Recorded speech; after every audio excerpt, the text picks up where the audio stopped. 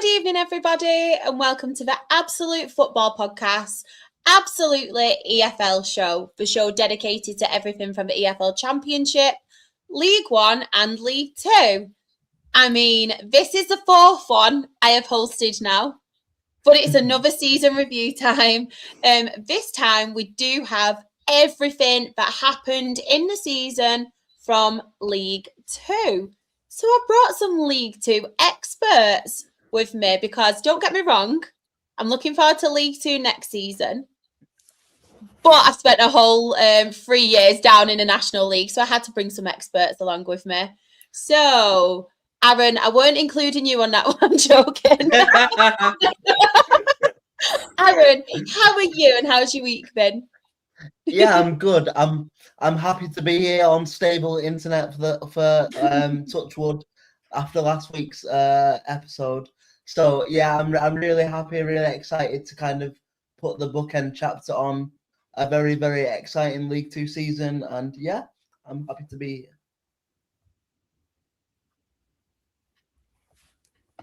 Oh, it just kind of cut out then. That really confused me. Drita, how are you and how's your week been? Yeah, I'm good, thank you, Shah. I wouldn't say I'm the expert in this. I'd say the two on our right, left, however you're looking at it. These two are the experts. I'm just here for vibes, to be honest. Yeah, I'm good. Just loving life. The weather's not that great, which is not nice, but yeah, happy to be on tonight, just talking League Two. Do you know what's really made me laugh about the weather? The fact we were all moaning about how hot it was. Now we're all moaning about how much it's raining again. We're never happy, are we? We're never happy. But us Northerners are not used to the heat, are we? Or the sunshine. We're just used to miserable, cold, rainy weather. So, yeah, us Northerners, we're kind of used to this rain. But it'd be nice if we had a change and the sun came out again. And Drita, we've just brought you on to talk Grimsby. Grimsby, Yeah, Andy Cook and Jamie Walker. Literally, that's it. And of course, someone we're really excited to see and have on because we've missed you so much. But Rebecca, how are you? How's your week been? And congratulations again on the job. We're honestly so proud of you. You've absolutely smashed it. Thank you. I am so excited to be back on talking League Two and what a hectic season it was, especially for me with Accrington, but we'll get to that. But yeah, I'm very well. I'm so excited to be back on and just really nice to be back talking League Two. And we brought you on to talk Tranmere. The team that's haunted me for many seasons. Funny. And of course, it's not just us. We have some fantastic people in the chat. I bet they're all sick of me at this point. I bet they're like, season review. It's going to be Shah again. It's going to be Shah. But we do have Spenny Van Chris. Good evening, all. Good evening. Hope you're okay. We have Graham too. Good evening, everyone. My podcast bestie making a Thursday appearance. Love that. I'm guessing that's you, Rebecca. Guessing that's you. I love it.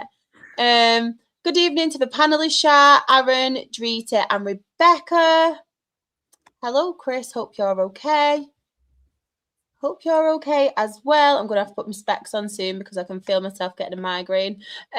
We've got Simon as well. Hi, Simon. Hope you're okay. We have got in the chat, we've got Sean as well.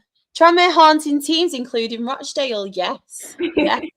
The main team that's haunting me at the moment, no, is Stockport County. But we're not going to talk about that. We're not going to talk about that. And yes, we are very well. Thank you so much, Sean. Hope you're okay. And of course, if I have my stats right, we've had 14 managerial changes in League Two from pre-season to the end of the season. And how many of those were Barrows? 12. There's a lot. I just wanted to let everybody know in the chat as well. It is the same system as it has been for the Premier League and the non-league ones. If you are new, if you haven't obviously been here before, our season reviews, we put the graphics up for each team, starting from the bottom 24. We work our way right to the top. And as you can see, we do have top goal scorer. We have some stats as well. And I know there's been a lot of managerial changes, but the manager who is on the graphic is the one that the team has ended that season with. Because if it was Barrow, it would be like a family portrait or a squad picture. Just you could have their own squad picture, couldn't there? So yeah, those are the rules. And once again, I just want to say thank you so much to our very own Sam, because he's been working so hard, and he is yet again smashed the graphics out of the park. This is now, obviously, I think so he's done 3 for National League. He's obviously done the Premier League one. So this is the 5th one that he's done for this. And I'm not too sure if he's done any for the women's one, but a lot of graphics and a lot of his time is given up. So thank you so much, Sam. So 24th, the bottom of League 2 and have been relegated to National League. We do have Barrow. Rebecca, I know they haunt you a lot. I know you really wanted to talk about them. So I'll come to you first. It's been a very bad season, hasn't it, for Barrow? Yeah, it's not worked for Barrow. I mean, they have got very good training facilities now, may I just add, with the announcement from Chris and Ashton. But no, it didn't work at Barrow at all. I mean, you can tell that by the amount of managers they went through. And then, I mean, I think the stats speak for themselves. In 14 losses, home and away, it fell off for them. And it wasn't a good season, and wasn't what I think a lot were expecting. I don't think anyone was thinking Barrow would struggle this much, especially heading into the season. So it was a tough one for them. But yeah, I feel like next season could be quite a decent turnaround for them. But there's a lot to work on from what we saw. Yeah, definitely. I feel like with Barrow, there's been a regular pattern the last few seasons where I think a lot of it, if I'm being quite honest, they've not been the same since they sacked Pete Wild, and they obviously had that bust up. And I think from that, there's just been so much inconsistency with Barrow. I know we were having a laugh and a joke, but managers are the key one. I mean, a manager's gone in, not lasted very long, and wanted out straight away. So that must be a massive problem. I don't know if they've got things going on off the pitch as well, but it's just really sad to see, because to be fair, I feel like Barrow have been punching above the weight for quite a few seasons now, if I'm being quite honest. And they've just finally run out of answers, haven't they, Aaron?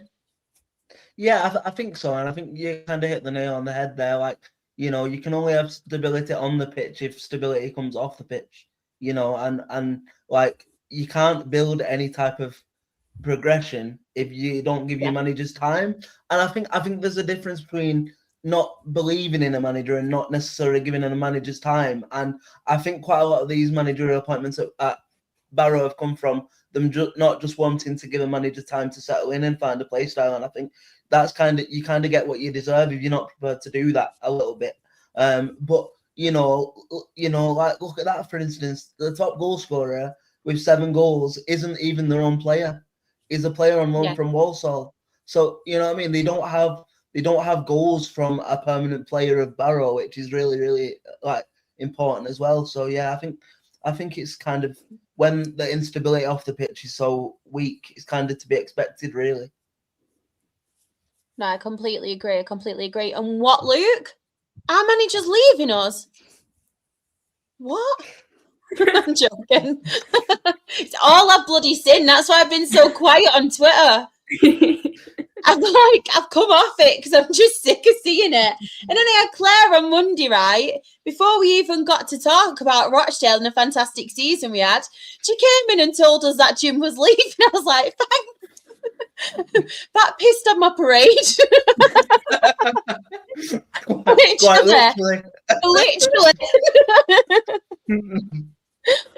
But in the chat as well, we do have Chris.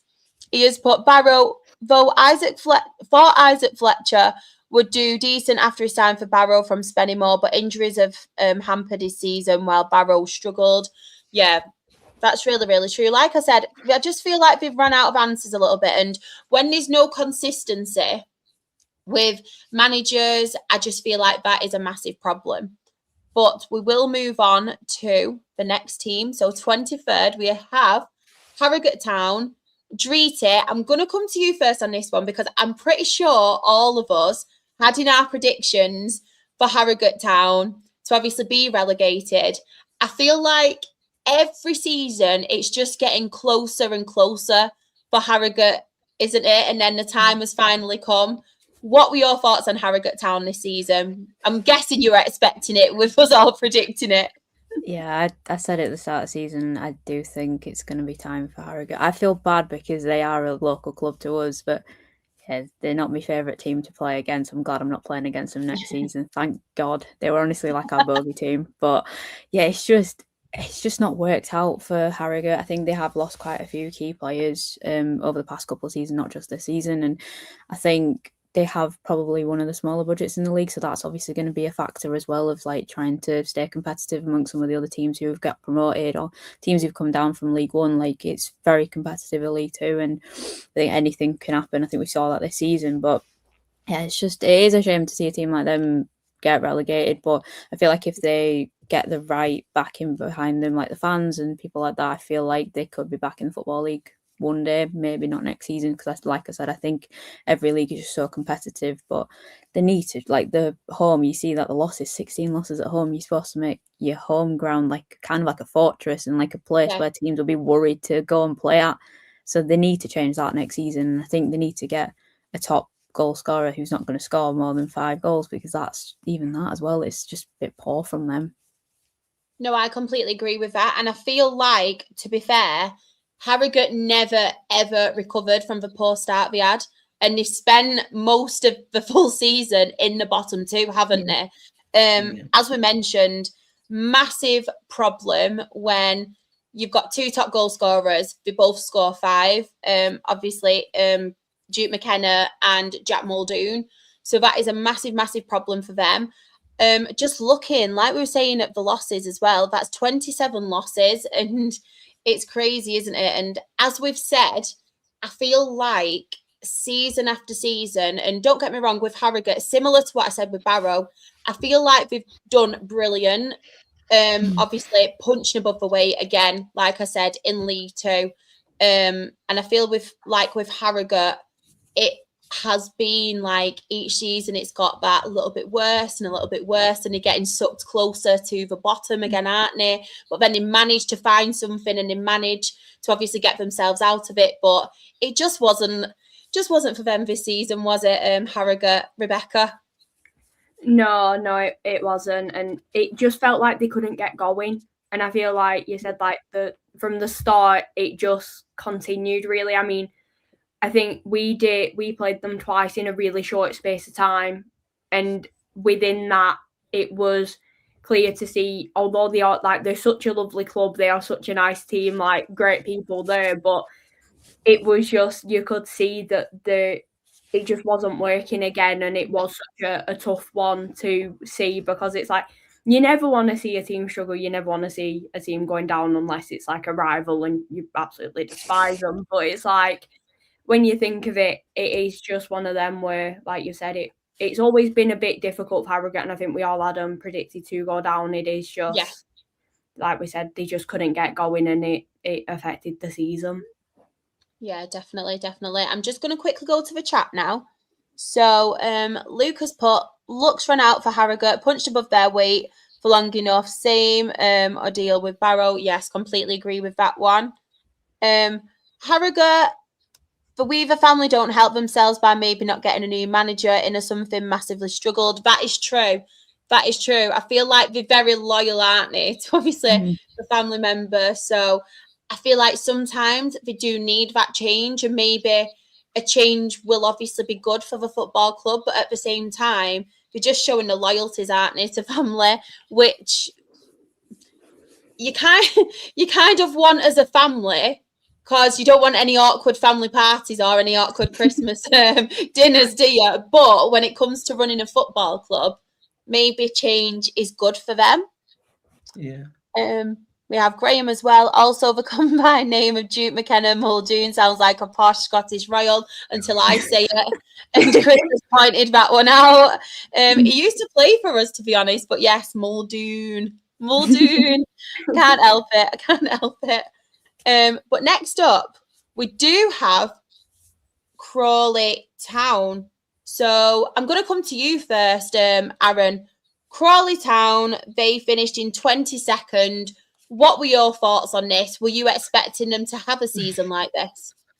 I was expecting them to struggle, yeah. I think, obviously, with the kind of off-the-field problems that they've had over the last few years, again, you know, there seems to be a running theme with the teams at the bottom having off-the-field issues here, isn't it? But, like, you know, with everything that's been going off the field with Crawley, I kind of expected them to struggle. But I think when you look at the individual quality in their squad compared to the two that we just reviewed, I think that kind of got them over the line in the end. Although, you know, it was touch and go, wasn't it? You know, but you know, they put their sort of faith in an unproven manager in Colin Kazim Richards towards the end of the season, and it's ultimately paid off now, and he can look to build on kind of that fresh foundation for next year.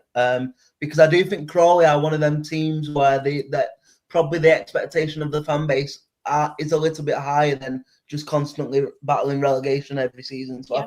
I think that kind of expectation needs to grow next season. However, something that I really look at there is the away form.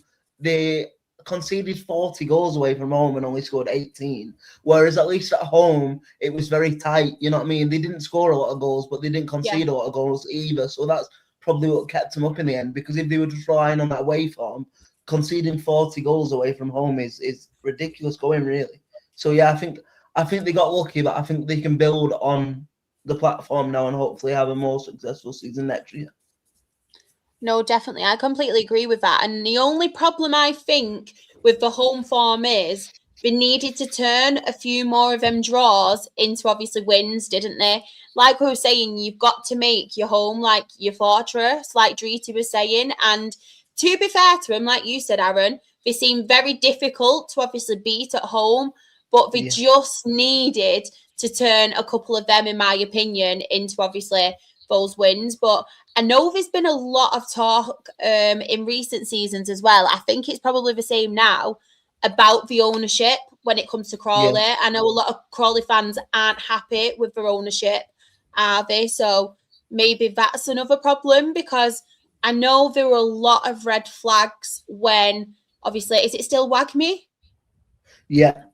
Yeah, when they obviously took over, and it just seems to, obviously, they seem to be getting worse and worse as time goes on, which is obviously a massive issue.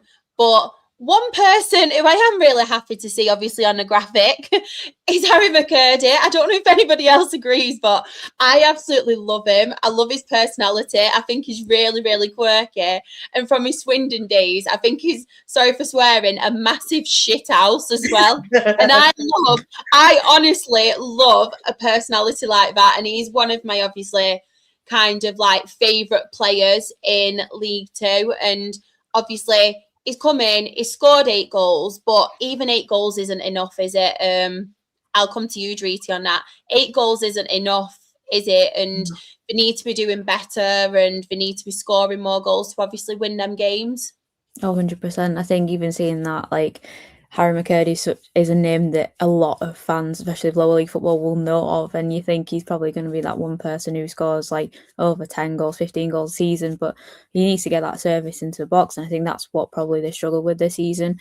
They have got a few players who I know of, obviously, who've played at Bradford City. Lewis Richards, who signed for them this year as well. He hasn't played as much as I probably would have thought he would, and I felt a bit bad for him because he was a bit isolated from our squad. So going to Crawley, I thought, we have an opportunity, but he hasn't done much. And Dion Pereira, who kind of like Harry McCurdy, but for us, he was like always a goal scorer. He was just there. He was just like always there when you need him. He's struggled a bit as well. So I think with Crawley, they just need to regroup, sort themselves out for next season, and just find like the little links that can help them out, and then get those sorts of players who can grind out results, I think, for them. Because if it's going to keep up like this, who knows, they might be dragged into relegation battle next season as well if they don't change it in the summer.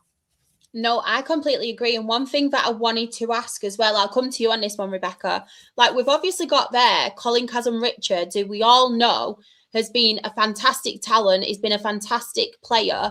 But a few of us have said it in the past about certain proven players where they may have been a great talent, a fantastic player, but do they have that experience? Do they have that quality to kind of help them and kind of build something with them? And what's your thoughts on Kazan-Richards? Because I was actually quite shocked. I think it's a really ambitious appointment. I think it's fantastic from the side where he can obviously bring in talent. He obviously has a lot of connections, but from an experience point of view, and when Crawley's obviously struggling, I don't know what to expect with that. So I don't know what your thoughts were on that one.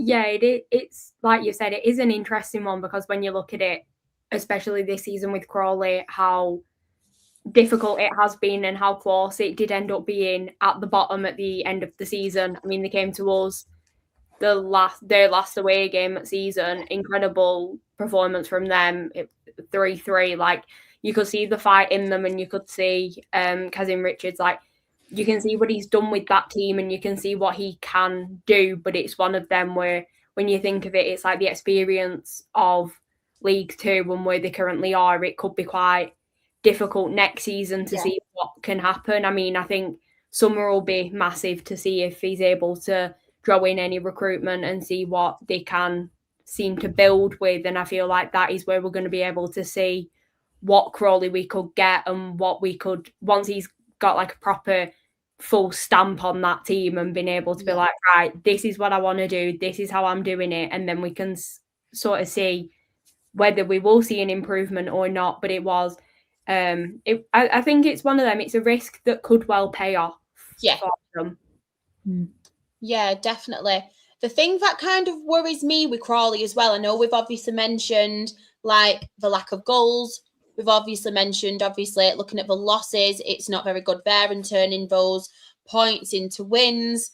You've obviously got the ownership issues that we've mentioned, but you've obviously got teams coming up, and I'm not going to mention us for the time being because I don't know what's going on. We've obviously Rochdale and the uncertainties with Jim McNulty and things like that.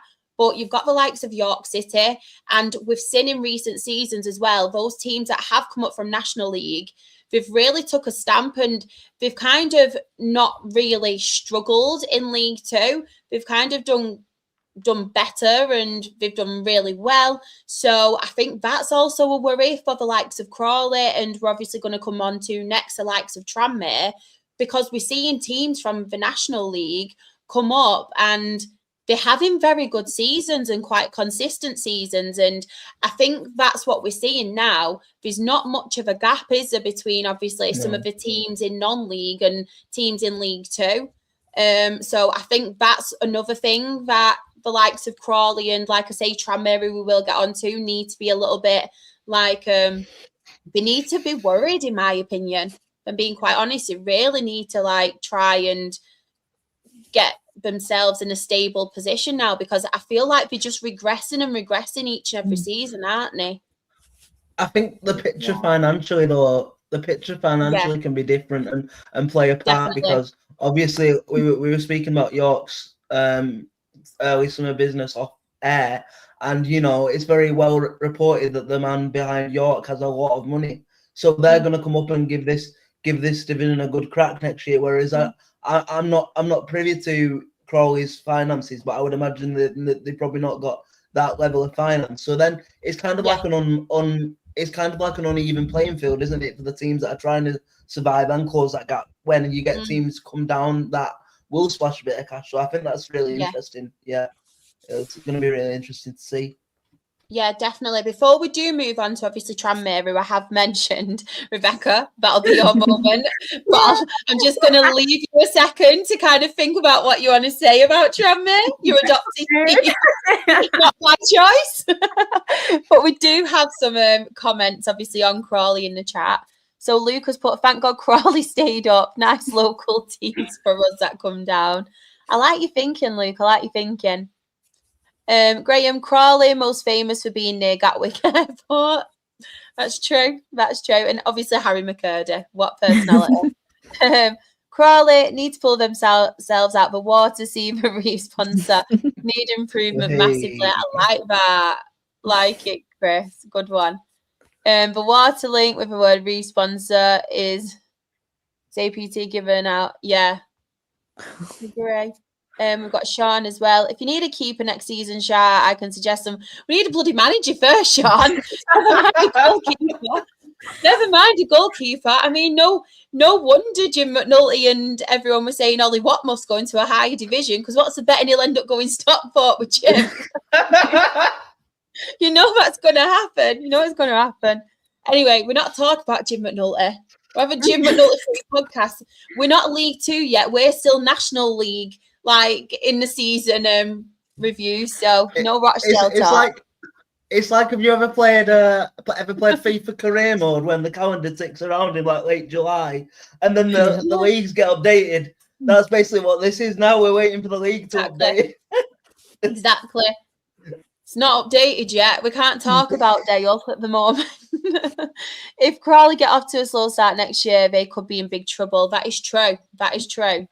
I do worry for them. They're one of my favourites at the moment. I know obviously recruitment comes into it.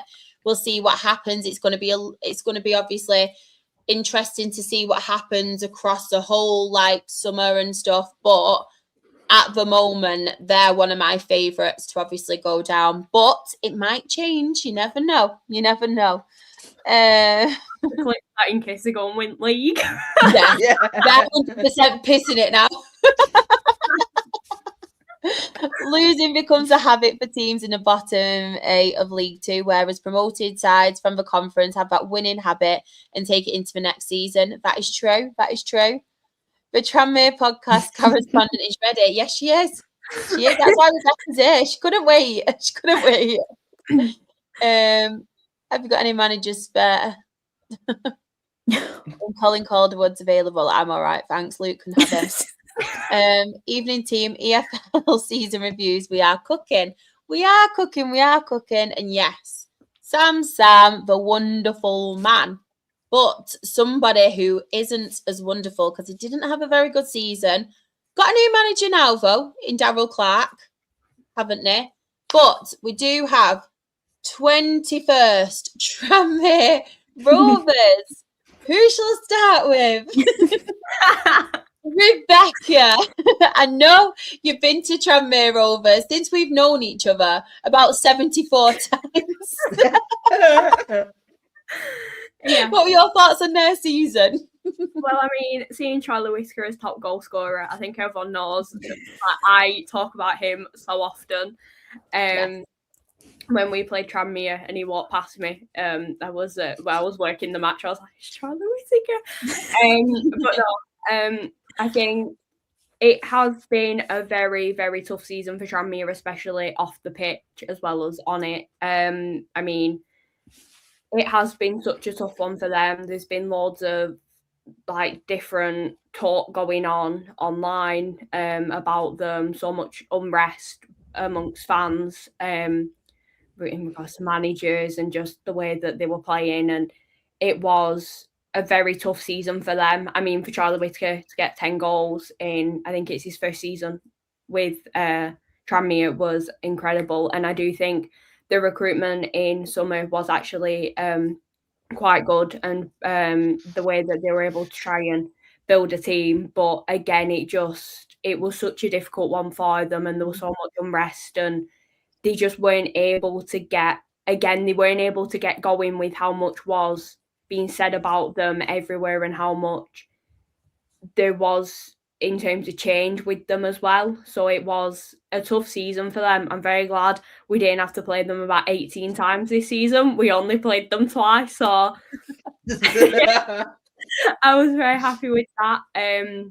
But no, I feel like next season, I think we can say this with a lot of teams, and I know I will say it with us when we get to Accrington, they need to be off to a good start. And I feel as though if you get onto your good start, like we said, with how competitive the bottom of the league has been and is going to be, I do feel as though if Tranmere can't get it right over summer, I mean, new manager, hopefully that can work for them. He's got summer to be able to group and get everything going and get the quick start that is needed to make sure they can pull themselves away from it, because they're a good side and they do have very talented players. It's just, it has been a tough one for them, and it's like we say, they just could, like, 4 home wins, like we've said, you make your home ground a fortress. You could see with how many fans like weren't going to matches and how empty the stadium did become. It was just so. It's not. I know this isn't the right word, but it was quite like unfair towards the players with them being no one. But you can understand why fans weren't happy to go with everything that was going on. No, I get that. And like we said, and like Luke said in the chat as well, I'm seeing a common theme here. Whoever's near the bottom of League Two always seems to have some sort of ownership troubles. You're seeing that a lot in football now, aren't you? Especially across the EFL. Yeah. Like the EFL is getting absolutely ridiculous, and we're seeing more and more teams at the moment struggling. The ownership issues, we've obviously mentioned already quite a lot of them in League Two, and we've not even got onto the likes of Swindon and stuff, who obviously they have their own ownership issues too. There's more and more, and it's just sad to see, isn't it? It's really sad to see. But it's one of them. Pete Wild came in. He did a job as well, didn't he, towards the end of the season? Someone who obviously you're very familiar with, Aaron. He did a very good job, didn't he, to be fair? I know obviously he's not their manager now. They've just got Daryl Clark in, but fair play to him. He came in, he did the job, and obviously kept him safe, because it was a few weeks, wasn't he, at one point where we were talking and they were really getting dragged into it, Tranmere, weren't they? Because other teams were picking points up at the bottom. Well, if you think about it, even though they were in a stronger position on the final day, mathematically they still could have gone down on that final day. Yeah, so that's true. You know, that's how close it run it was. But yeah, like, I think Wildy went in there and did a job. I mean, it's an interesting one, because I don't think Pete Wild was ever a contender for Tranmere's long-term solution, in the sense of, I think he kind of got a bit of an unfair rap from the fans because of his Oldham connection. And it's obviously to be expected, and that I understand that. But he knows, you know, he's operated on shoestring budgets and difficult financial playing fields before, with, you know, Barrow and Halifax and stuff like that. So you knew that if he could get the players determined and running through walls, that they do a good job. But I think what's really interesting now, and this is just my opinion on Tranmere now, is I think they've got a great manager coming in Daryl Clark. However, I think the problem is so much more deep rooted than that, in the sense of, if Tranmere don't get the takeover that they need to get this summer, Palacios has already started drying up his money. He's pretty much not putting any money into the club at the minute.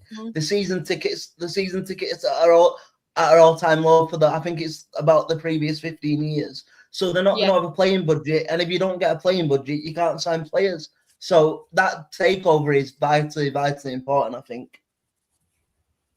No, I completely agree. I mean, it was it the start of his season where the rumours that Rihanna and ASAP Rocky were taking over Tranmere Rovers? Whatever happened to that rumour? Do you remember? That was crazy. But in the chat, we do have Chris as well. He has put Tranmere, same old stuff from Tranmere, seem to be dropping lower in League Two the past few seasons. 7th, 9th, 12th, 16th, 20th and 21st since the 2020-21 season. Yeah, there's a consistent theme there, isn't there? I know. Should we get them up and put them on the lottery? One of them we'll all share if we win. Let's do it. Lottery numbers inspired by Tranmere. Yeah, we'll get a consortium together to buy Tranmere. Tranmere fans, do it now, quick. If you win, you can take over Tranmere Rovers. You don't need Rihanna and ASAP Rocky after all. Yeah, honestly, I thought, surely I've not dreamt that, but no, I remember it. That would have been a weird dream. Anyway. Oh, funny. It's only you that dreams of Tranmere Rovers, isn't it, Rebecca? It's about. Love it. So 20th, we do have Newport County, another team I think all of us went for to get relegated.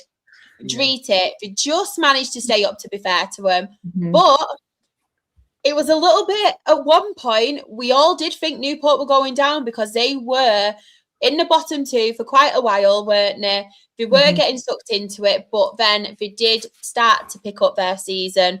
What were your thoughts on Newport County's season? It's just underwhelming for them, but also I think for them as a club it was underwhelming, but I think for majority of EFL fans who predicted it, a lot of people I saw as well predicted Newport to go down. I think they just don't have that like firepower type player who is just going to spark something for them. Do you know what I mean? Their top goal scorer only got 6. Like, do you know what I mean? So it's like you can't be having that in League Two, and I think it's just I don't know. Comments. Sorry, Teresa. I was just like, is it going to be Sean? And it was Luke. Literally that.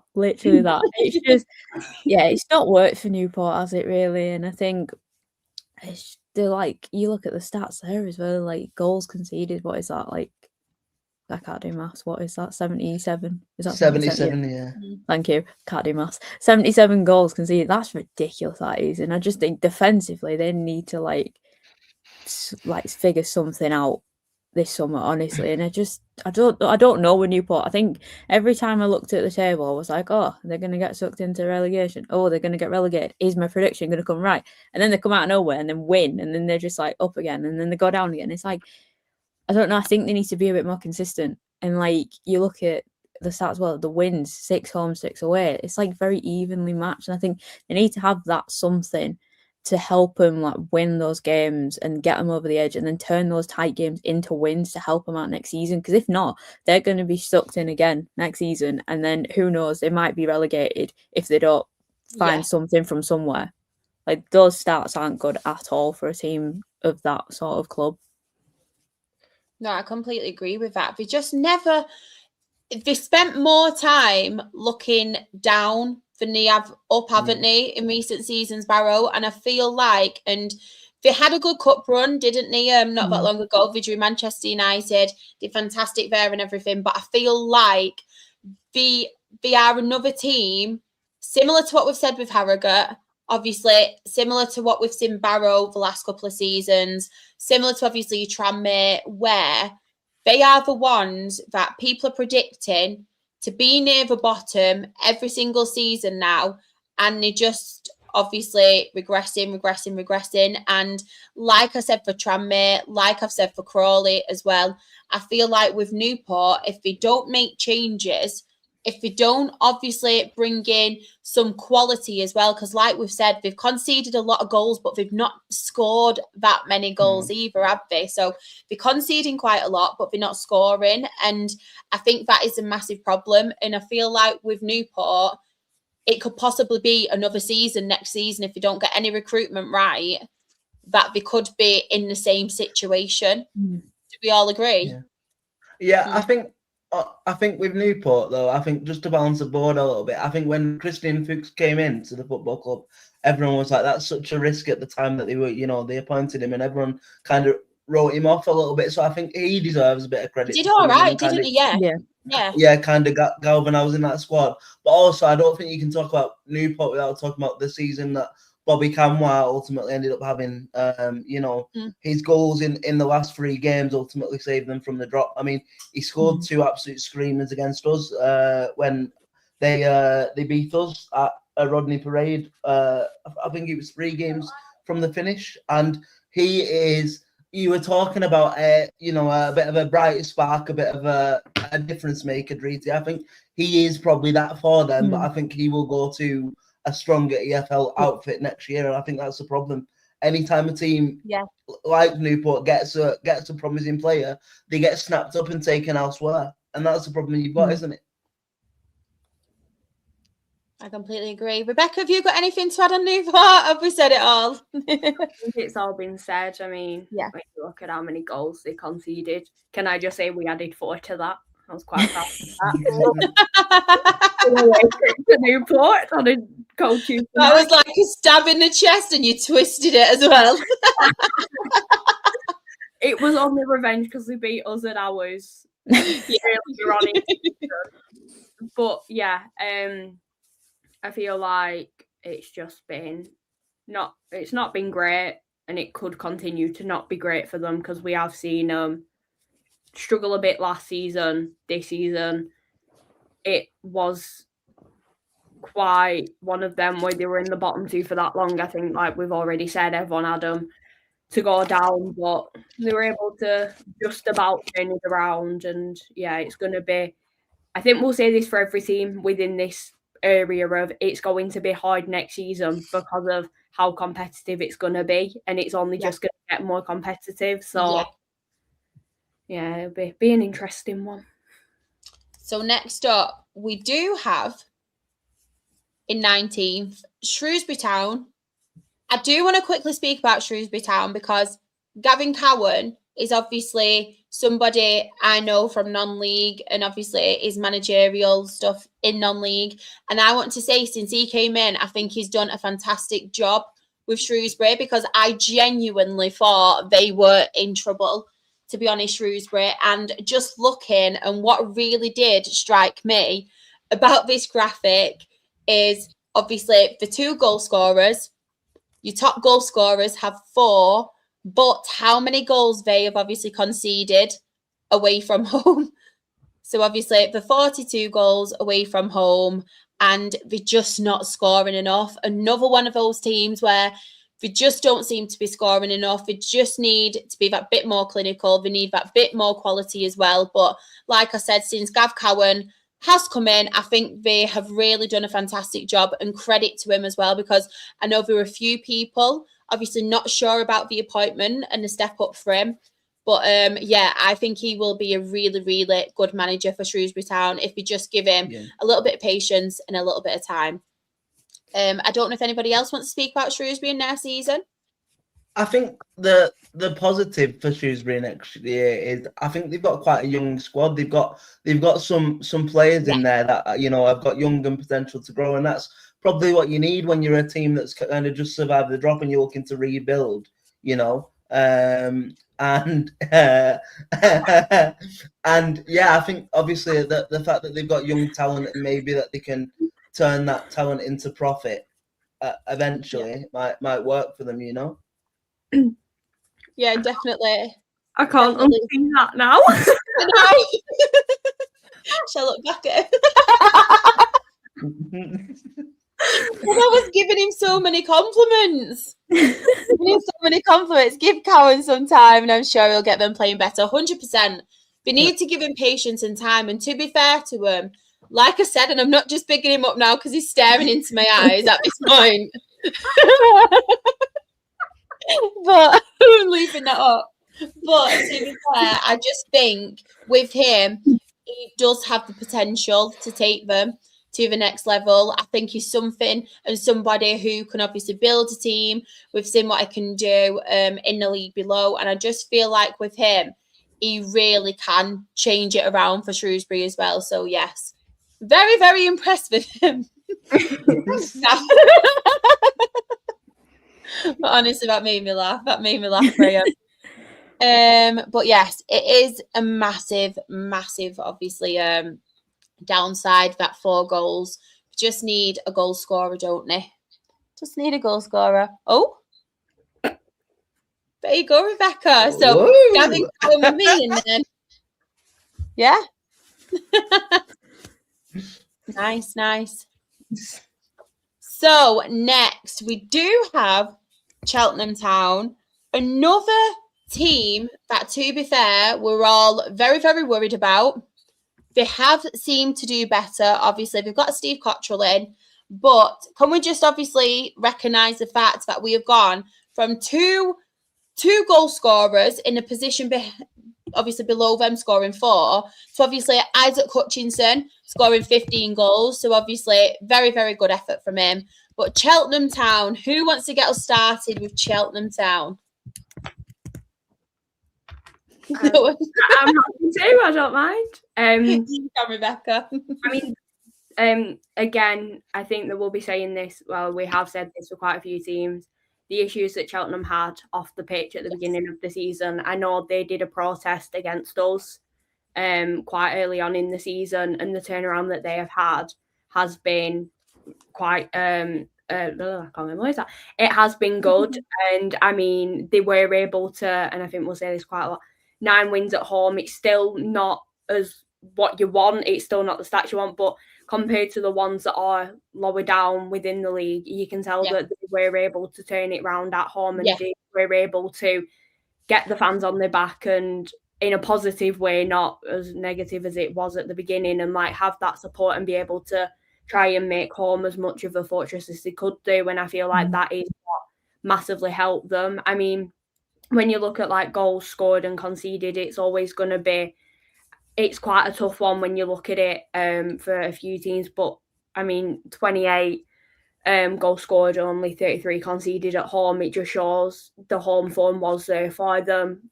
It was quite tough with like the 19 losses, but I mean, they've got a strong side. They've been able to work through what they have done this season, especially at the beginning. And I mean, Isaac Hutchinson, such an incredibly talented player, and him getting 15 goals and Cheltenham are 18th. You'd think with a player like that, you're looking higher up the league, and that isn't any offence to Cheltenham or anything. That is just how good of a player he is and how far he could get with Cheltenham. And I feel like building your team around him, especially potentially next season, and seeing what Cheltenham can do, I feel like if they are able to sort things off the pitch, we can start seeing it thrive and move higher up next season on it. And I think that will be an interesting one to see.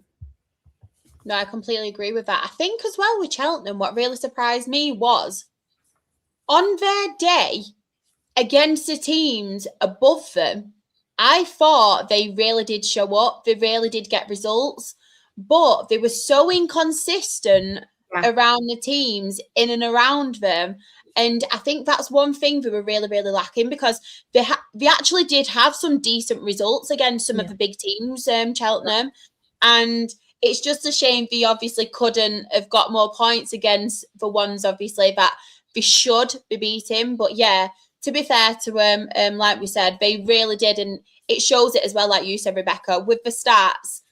It really did show that they really did go for it. Obviously, Isaac Hutchinson, as we've mentioned, fantastic talent as well. And yeah, hopefully they can push up the table next season, because I feel like their own inconsistencies at times were the reason they couldn't really try and push on, which was such a shame. But yeah, hopefully they will be a bit more consistent next season. Does anybody else have anything to say on Cheltenham? I just think that Isaac Hutchinson kind of story is really interesting, because obviously I believe there was a little bit of a fallout towards the back end of his time at Bristol Rovers before going out on loan this year. And obviously, but I think he's got the talent where he probably won't go back to Bristol Rovers, but I doubt Cheltenham will be able to keep him as well. So then you've probably got to replace them 15 goals. Do you know what I mean? And I think that's really interesting, because it's so hard to find a goal scorer at any level that's going to get you 15, 20 goals consistently. You know what I mean? So I think that's going to be a really interesting challenge for Cheltenham. Yeah. There is rumours of him potentially leaving, because I've seen it. He's linked with some League One teams, because obviously we have Tommy Lee, who was on loan at Bristol Rovers, and then obviously everything that's going on with Isaac as well. There is thought that Steve Evans wants Tommy Lee from us, and then maybe Isaac Hutchinson either come to us or someone else in League One. So that could happen as well. Obviously rumours. I'm not like an insider, just rumours. An insider. Put a bet on it. Only a quid though. Don't be gambling, everyone. We'll put the money on that we win off the lottery on that happening. Still only a pound though. We've still got to save. Maybe today if we won the lotto. That's true as well. 15 goals is going to be very, very hard to replace if we do end up losing him. If we do end up losing him, we will have to obviously try and get someone with that quality that he does. But whether they will or not, that is the question. And somehow they raced away from relegation to the end of the season and finished in a decent place. That's so true, because we're really, really worried about them. Really worried about them. right, Barrett, I'm not being funny now. I'm not going to put your comment up, but every time you come in and you say some unnecessary stuff, so you're banned. Go away. I'm not in the mood tonight, so don't test my patience. I remember Steve Cottrell being a Forest Green manager one time. Yeah, it weren't that long ago, to be fair. Just before, obviously, Robbie Savage. Yeah, like a season and a half ago. It feels like forever, though, doesn't it? Feels like forever because it's been a full season. It's really, really thingy. That's got me back up, that comment. 17th, Gillingham. I mean, very, very underwhelming season for Gillingham, in my opinion. Similar to the others, I feel like with Gillingham, and I don't want to sound like a stuck record, right? Because I say it quite a lot throughout the whole podcast, throughout the whole season. I feel like with Gillingham, similar to Barrow, they just don't have any consistency with managers. And to be fair, Gareth Ainsworth came in, is doing an all right job. I know he's had his troubles with his health this season. He's had an operation and stuff, hasn't he? And I feel like they were doing quite well and they were getting better, Gillingham. And we were speaking about, obviously, that run he went on, that unbeaten run. He obviously had his own health issues as well. And that's when he did kind of spiral off that little bit, when obviously he wasn't in the dugout with them. So I just want to obviously recognise that, because they were fantastic, obviously, with him before that happened. But again, we're going back to Bradley Dack, 7 goals. And you've got to think with Bradley Dack as well. I don't know if it's been the same this season, but he's one player who, he has his injuries quite a lot, Bradley Dack, doesn't it? And when you're relying on someone like him, who I think he's a fantastic player, he's got the qualities, but then he is very injury prone as well, and is getting you 7 goals. There's a massive issue with that. So, Dreety, what do you think about Gillingham? Am I being too harsh, or do you agree? No, 100%. I think when I saw that as well towards the end of the season, I was like, that's not like Gillingham at all, especially Gareth Ainsworth as a manager as well. Like, you think he would have that mentality to instill that into his players, and like Bradley Dack has got so much experience in so many different leagues, and you think he'd bring that into the team. Like, I'm looking now at their squad. They've got Omar Beckles, who is well known within the leagues. They've got Johnny Williams, who I don't like anymore because he was supposed to sign for us last season and then snubbed us off to go to Gillingham. I was like, you know what, fair enough, we got promoted, you didn't, so there we go. But like with Bradley Dack, I just feel like he is that sort of player that is good in the dressing room in terms of the experience and the knowledge that he has. But if you're looking at that and 7 goals, even he probably thinks that's not good enough for me this season. And even if he is injury prone, that's not good enough for him. And I think Gillingham need to find something to work to help other people contribute with the goals, because you can't just be solely reliant on someone who's so prolific like Bradley Dack. I think they need to be more leaning on other players, and other players need to be stepping up and helping out and get those, like getting even the wins as well. Home and away, it's not that many in it. Draws are the same. It's like they need to turn those draws into wins, and they need that sort of like different type of player to help them get those wins. Yeah. No, I completely agree with that. Does anybody else have anything to say on Gillingham? Because I feel like with Gillingham, they should be massively punching above the weight. They should be up there 100%, because as we've seen before, and the amount of money they're pumping into it with the new American owners, and they have done for a good few seasons now since he came in, I feel like they should be a team competing in the playoffs, if not higher. And it just shows, even though they're pumping more and more and more money into it, they're going further and further and further down the table. I think the kind of the play style in general needs looking at and adapting for Gillingham this season, because I think they became too predictable towards like the middle sort of back end of the season and how they were going to play, in the sense of there's no one way to win a football game. We know that by now. However, they were very sort of percentage style football. But like when they came to Boundary Park, all they did all in the game was bang it long to Sam Vokes and then try and get people in and around Sam Vokes. But if you've got good, competent defenders at this level that we have with Manny Monf and Devon Daniels, for instance, it's not going to work because they're too wise for that. So then you need a plan B, and I don't think Gillingham have a plan B. No, I completely agree with that. Completely agree. Like I said, it's just gone from obviously this pumping money into it, and it's got to a point now where they're still pumping money into it, but they're just not getting any better. Yeah. Not getting any better at all. But we will see. And yes, it is the final destination stand. Final destination stand. Next up, who should we get to talk about this one? 16th, we do have Accrington Stanley, and do you know what, Rebecca? Of course, I will come to you. Thank Thoughts and obviously Accrington Stanley, and if Claire's watching as well, she'll be very happy with the top scorer. She's a massive fan. Yeah. This will be a bit of an emotional one for me. Don't worry. Do apologise.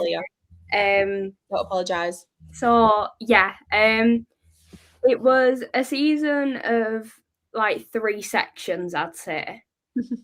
Start of the season wasn't great. It took us a while to settle into the league again, just settling in, and it took us a while to get that first win. And it was quite a tough one on and off the pitch. But it was around Christmas, which was the best feeling I have ever had with Accrington. It was such a turnaround from what we started the season with to being in touching distance of the playoffs. It was such a nice feeling around the club. It was so positive, like away matches, just everything. And you'd always go to a match day with a smile on your face thinking like, oh my God, like the difference in this team was just incredible. And then unfortunately towards the end of the season, we did drop off quite a bit. We ended up with so many suspensions. It was like when we played Tranmere away, we had 2 players sent off within that match. Then after that, it was just if it was too many yellow cards or just red cards, it wasn't great. Throwing injuries in there as well, we were quite hit with losses of players, so we did end up falling off towards the end of the season. But on a personal note, that was the best season that I have done with Accrington, and one of the most special feelings ever of working with this team and just being so involved and being a part of it, working closer with the players as well, and just seeing them for them and being able to just it was just so special and such a nice season off the pitch especially, and getting to enjoy the highs with them. And I mean the tunnel videos, I don't know if we've all seen, but I was getting Isaac Heath to do the 1-2-3 Salford was honestly my highlight, and it was just such a special season. Standout players, I could say a lot of them, but Devon Matthews at the back, Isaac Heath on loan from Everton. I am biased because of course he's from Everton, but such an incredibly talented player. And Isaac Sinclair, who was another one that we signed in the summer from Curzon Ashton. So got a good connection with them.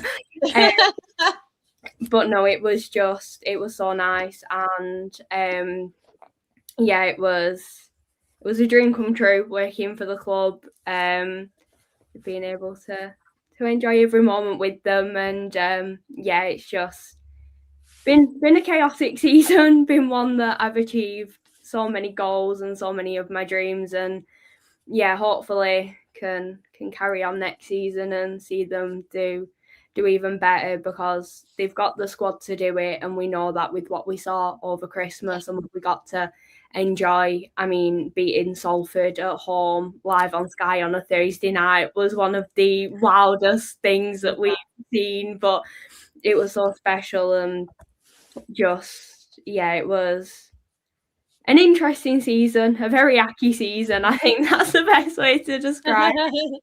We did lose a few players in January. We also lost Ben Woods at the beginning of the season. Ben Wood going in January.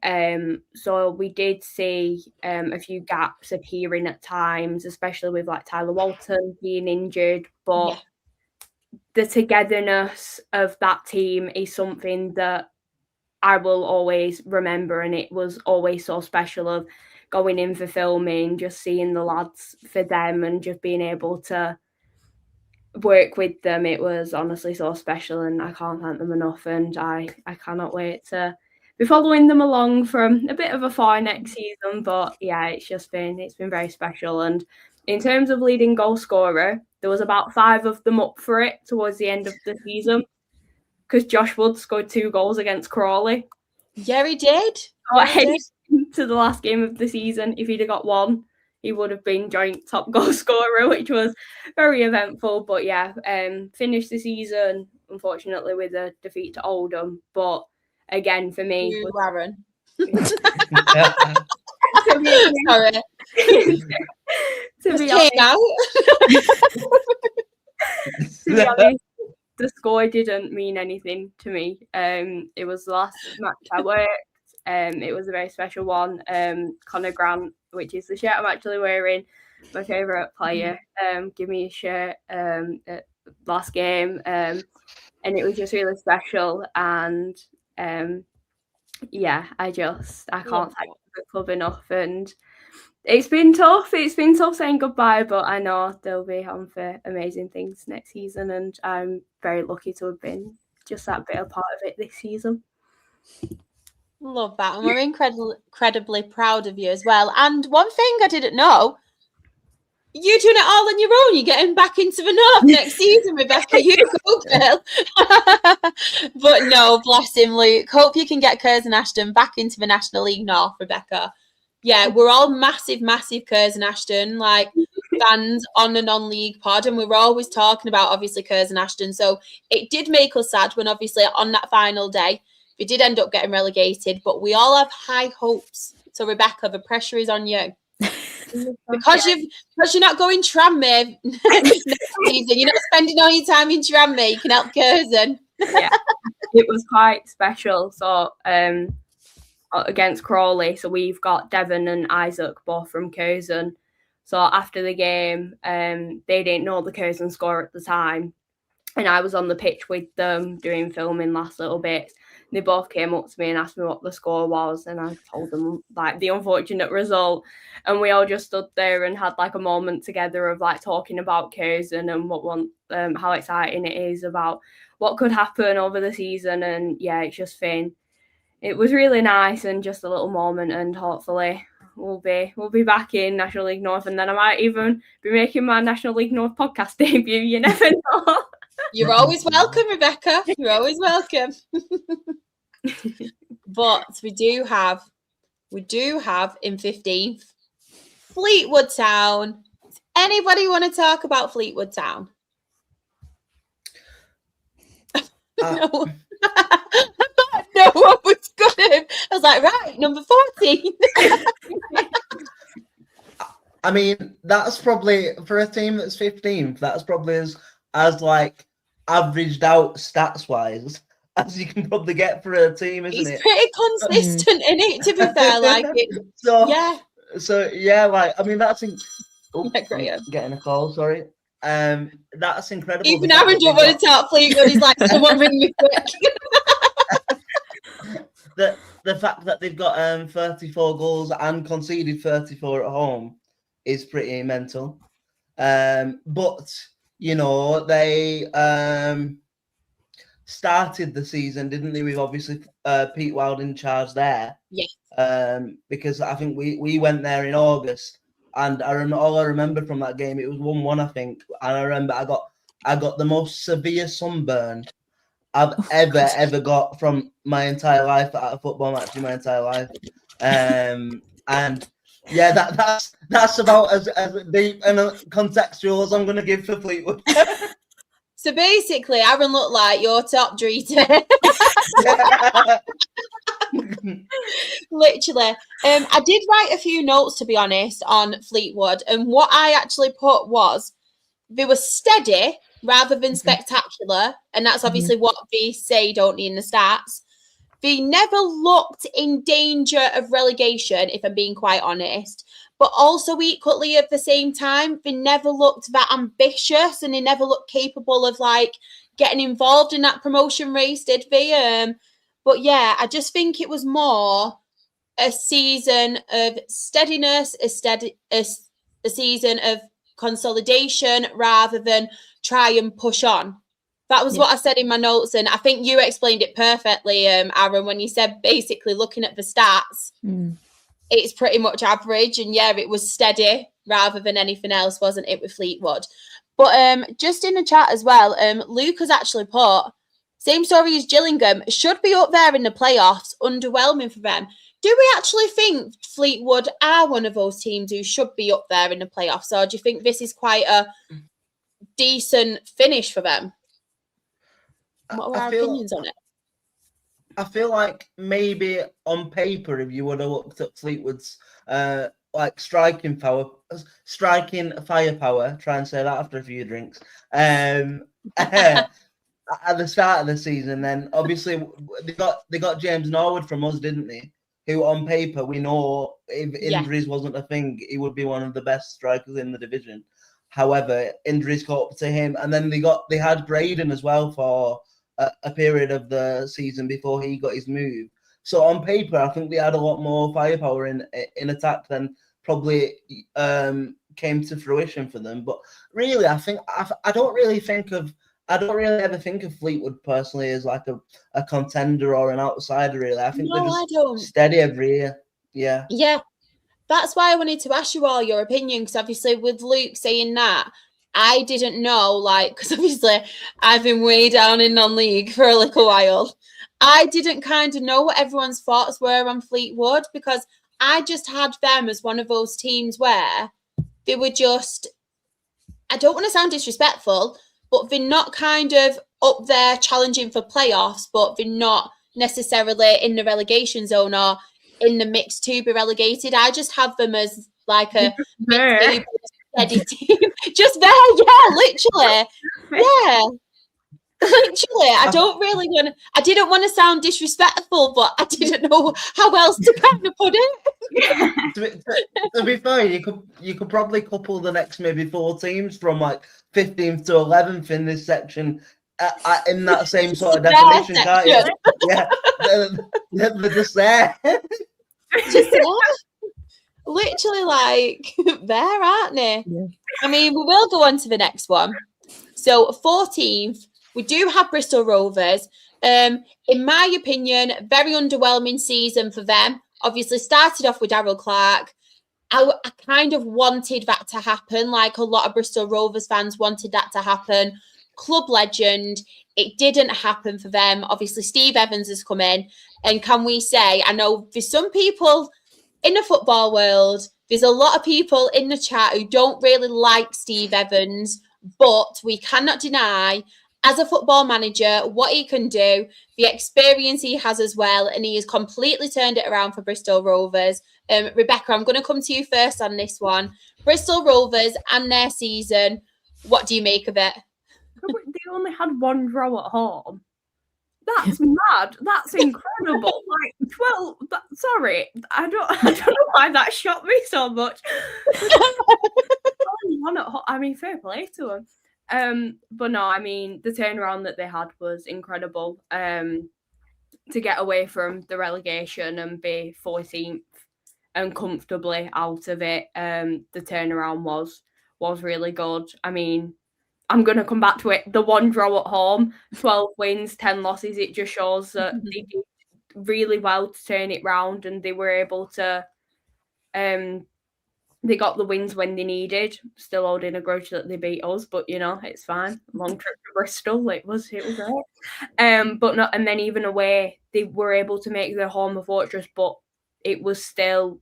I mean, 7 wins, 4 draws. They were still picking up the points, and they were still just chipping away at it. And I mean, under Steve Evans, they were just able to fly out of it. But yeah, I did expect more from them with just coming down from League One, and like you just feel like, could they just have the bounce straight back up? And it was one of them where I did expect a bit more, but it can go either way when you're looking at newly relegated teams. Of they could continue to struggle or they could bounce straight back. So it was going to be an interesting one. But no, I feel as though they were able to breathe towards the end, and the run they went on was really impressive. So fair play to them. I'm going to come to you next, Rita, because I know Rebecca said with Accrington season, it was like 3 different sections. This season with Bristol Rovers, it was literally, they say, don't never the old saying, like the tale of 2 halves. It really, really was, wasn't it? Because obviously we were all really worried for them at the beginning. Obviously, our very own Chloe as well. We was trying to keep her happy. We were trying to like send positive vibes and everything, like we do. But we were all worried. We were all like, oh, no, it's not going well for obviously Darryl Clark and stuff. They bring Steve Evans in. Obviously, he's done a fantastic job. I know there's a long way to go until the summer, recruitment-wise. But surely, Graham has put it, got to be favourites for playoffs at least next year. With someone like Steve Evans in charge, obviously Bristol Rovers are known for being that team where they're up and down, aren't they, from League One back to League Two kind of thing. Do you think they have what it takes and under Steve Evans to kind of go to that next level and kind of progress with him? Potentially. I think it all depends on the summer and who they bring in. Yeah. I think, obviously, Steve Evans is very well known in the leagues. He's a manager who everyone knows, like, they have good memories, bad memories of him. I've got mixed. He just loves a pie at our ground, apparently. Apparently he's eating pie at our ground. I don't remember this, but that's what everyone says. But he's that sort of manager. I think you look at the managers across the leagues as the managers that are just going to get stuff out of players. They're going to do something with those certain players and mould them into the perfect team that he wants. And I think now he's going to have this summer, he's going to have the time to think about, right, who does he want, what type of players he wants, what type of formation and system he wants Bristol Rovers playing, because I do think that next season they will be up there next season. I feel like they are a team that this season has kind of been like the stability season. I think obviously being relegated from League One, you want to find your feet in League Two. I feel like every single league is so different and you have to adapt to it as quick as you can. And if you're not, you're going to get sucked into relegation. I think we'll see that when we speak about League One in a few days' time. But if you don't like solidify yourself, you're going to be in that scrap. And I think Bristol Rovers have done well to stay 14th and build on that with Steve Evans. And I think with the right recruitment, the right personnel in their team, I do think they've got a chance next season. And I'm not just saying that because Chloe's on our pod and she's one of our good mates, but I genuinely do think Bristol Rovers will be up there. And I feel like they'll be fighting for hopefully playoffs or either or us, but who knows? No, I completely agree with that. Completely agree. And I get it now, like the way you were talking and stuff, and it's completely right what you said. That stability season, because you don't want to get relegated and then kind of like either try and push it too much to the fact where you kind of miss out and then the season after it's like a hangover season. But then at the same time, you don't want to obviously have that bad of a season where you're scared of then going down, because we've seen it before, haven't we? With obviously teams, Morecambe, for example, but I know Morecambe obviously had their own struggles and unfortunately for them, it's kind of took its toll on them again, which is so sad to see. But with Bristol Rovers, I just feel like next season with a manager like Steve Evans, who I think is a very good manager in obviously League One as well, what we've seen with him in League One. So what he can do with League Two and Bristol Rovers, I think it'll be a very, very interesting one, in my opinion. But next, we will go to, I just can't look at Walsall. I can't look at him without thinking of like, do you know that guy, the Manchester City fan who was drinking that bottle of water with Arsenal on? It just reminds me of Walsall for some reason. And just so underwhelming from them. So 13th, we do have Walsall. Aaron, I'm going to come to you first on this one. I mean, I don't even know what to say. The way I can describe Walsall is, you know, like in the Premier League, we have the term for something being very Spursy. Yeah. That's like that's Walsall. That's like the term we have now for anything that happens to Walsall. Yeah. Post Christmas, like before Christmas, they look like the Avengers. After Christmas, they're like so shit. There's no in between. No, that is actually right. We've gone from being like the Avengers to like the Teletubbies. yeah. But having said that, you know, like First thing that came to my head, sorry guys. I rate it. Because- No, that was class. We need an Avengers and Teletubbies crossover now.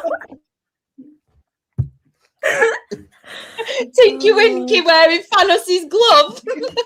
The little sun in the sky just coming alive.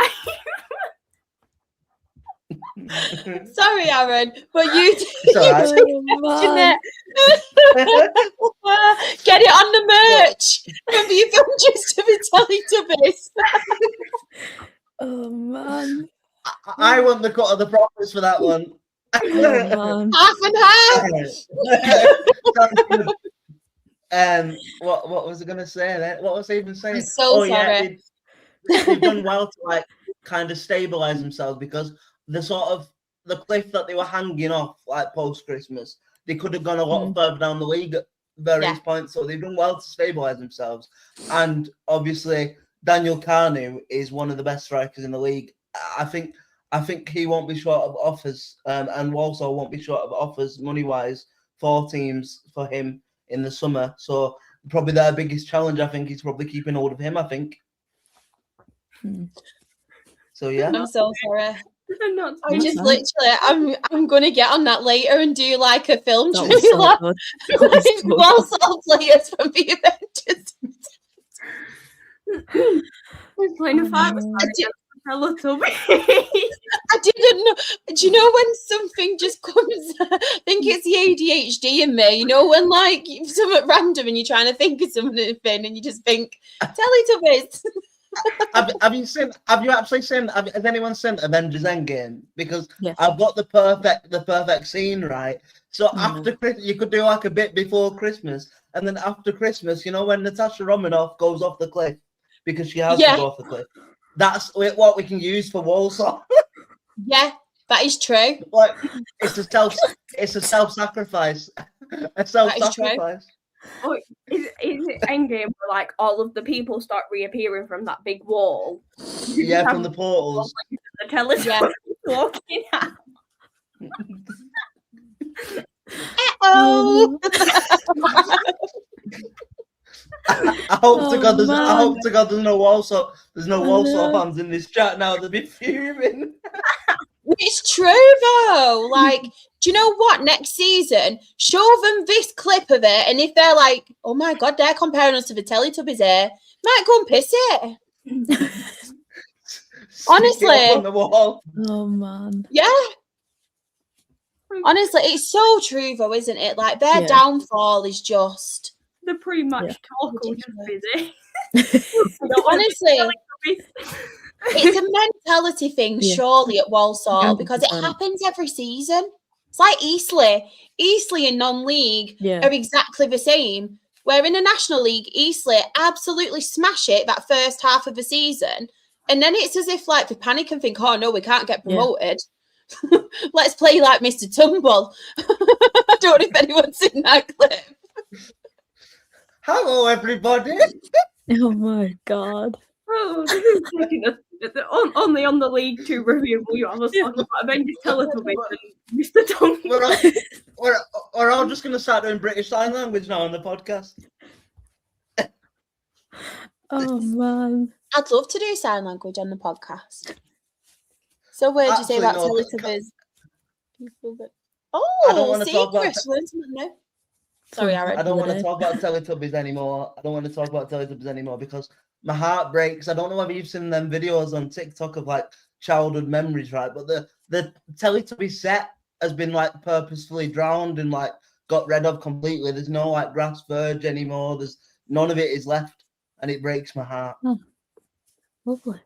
Sad. Thanks for the downer. Appreciate it. Yeah, Thanks. yeah. I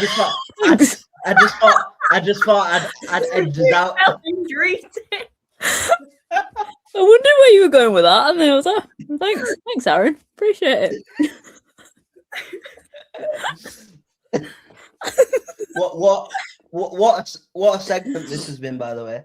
I feel like you've just told like the way you delivered that to Treaty was like telling a kid Father Christmas isn't real. What you just done to Treaty. Oh, It's man. ruined. Literally. Oh, So now, man. if you want to go and see Teletubbyland, go to Walsall. But only after Christmas. Yeah.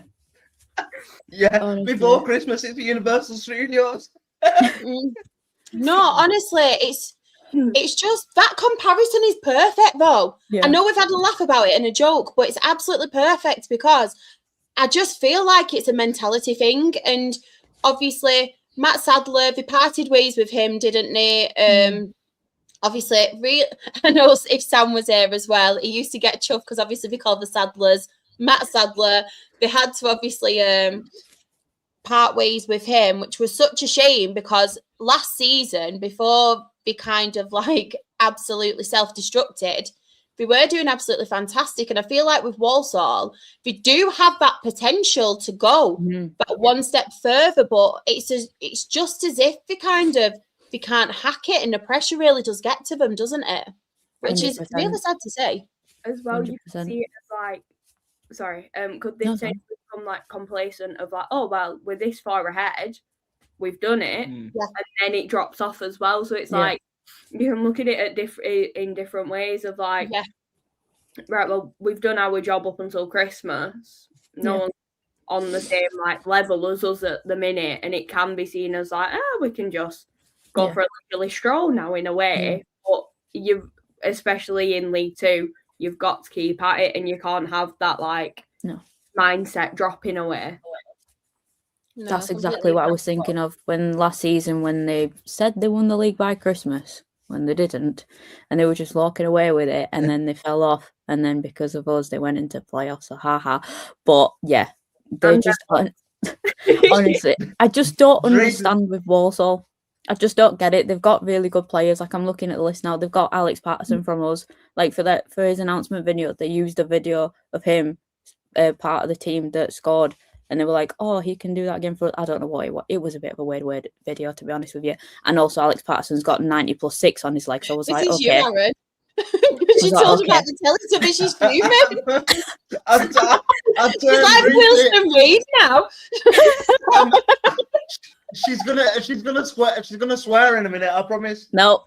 I'm saving that. That is locked somewhere else. No. I was hoping with my Teletubby story I'd get one off you, to be honest.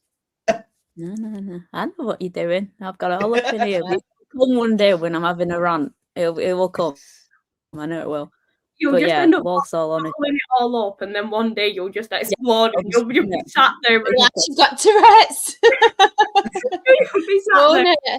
Just got the blooming Teletubbies. His teacher came really no one have a clue. One thing can we mention though on this, obviously what none of us has actually mentioned yet is Daniel Kanu. Obviously 15 goals, very good from him. Obviously really good for that goal tally. And as Graham did mention, I think he was a Charlton talent before the old Teletubby chat. Yes, on loan in Charlton, and another one of our academy products. So we love that. But very, very good season, obviously, from him. And we do apologise to any Walsall fans who did want to come in to hear their kind of end of season review. But that comparison, it is bang on, to be honest. I'm sorry. It is. And yes, it will be absolute cinema when Treaty swears. Absolute cinema. Oh, man. But next up, we do have Colchester United in 12. So who wants to speak about Colchester? And obviously, Danny Cowley's their manager. No one? Not much. Well, he was supposed to be our manager, then went to Colchester. So I was like, okay, then good luck to you type of thing. But Jack Payne as well used to play for us. I'm a bit surprised with him how he's on one now. Sorry, I'm on one now. Aaron, you've set me off. I'm just on it. I'm on it. I don't know what. I've unleashed the beast. I'm just not. Wait till League One. I'll be off on with League One 100%. But yeah, I don't know. Colchester are kind of the team that you expect to be mid-table. I've always seen them as a mid-table or like lower half of table team. But you feel like with a manager like Danny Cowley, you think he'd probably push them up and then hopefully get them into playoffs. But I just feel like many people predicted them to be higher than what they were because of Danny Cowley and some of the players that got like Jack Payne. But they just didn't do that. And I just feel like they need something to help them out to keep pushing up, because it can happen with a good manager. Like, look at Steve Evans at Bristol Rovers. I feel like they will do well next season, like I said, but they've got a good manager. That's pending. The rage is pending, not now. They've got a good manager. They just need to utilise all the assets that they've got at the club and hopefully push on next season. That's me done now. I'm done now. I'm just going to be quiet. On the back of Drew's rage, I do hold a grudge against Colchester. We were 2 hours away from Accrington on an away day. I remember you telling me. We made it 2 hours into our journey for then the match to be called off, and it could have been called off the day before. But they decided, no, let's leave it on. Made us drive. Like, the players were already there. They stayed over the night before, and then they just called it off. So, thanks for that, Colchester. But, I mean, it's been an interesting season for them. Very even on draws. I like looking at draws. I don't know why I've got that thing now. It was Bristol that set it off. I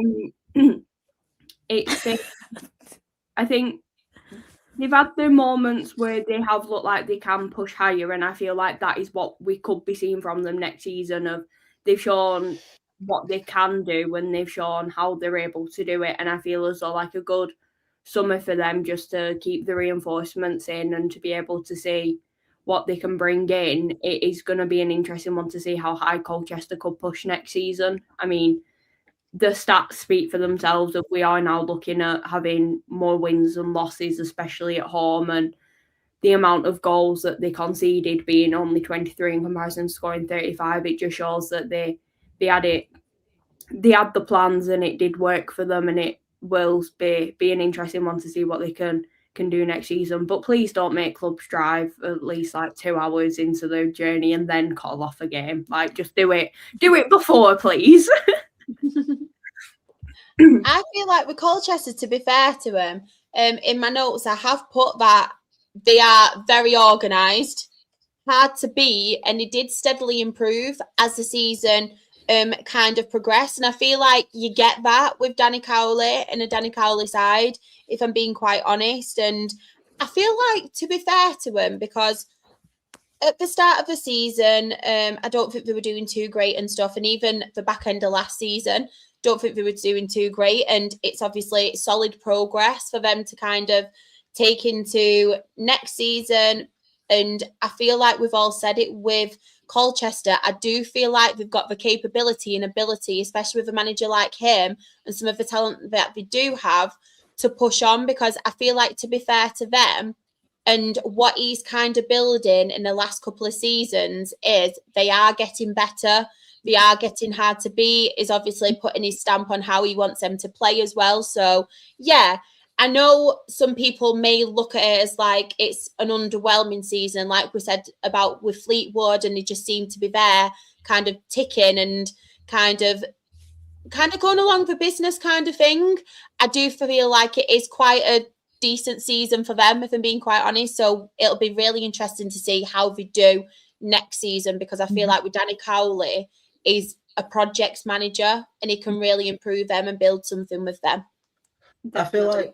I feel like with Colchester, I think the one thing that kind of surprised me was probably the underwhelming season that Samson Tavide had, because I remember in the summer before this season started, there was some big teams after him for big money, and you know he only got 7 goals all season, and for somebody with his profile and his strength and his pace, you expect a bit more than that. And I think if you're always going to struggle if your highly rated striker isn't kind of pulling the numbers, I think. No, I completely agree with that. Right, next up, we do have 11th, Crew Alexandra. Who wants to talk about Crew Alexandra? again, with these, I think I can say, like, similar to Colchester, they've been a steady one for me. We've picked up the results. I mean, again, I think I've said this quite a few times. They made their home ground a fortress. The 12 wins at home.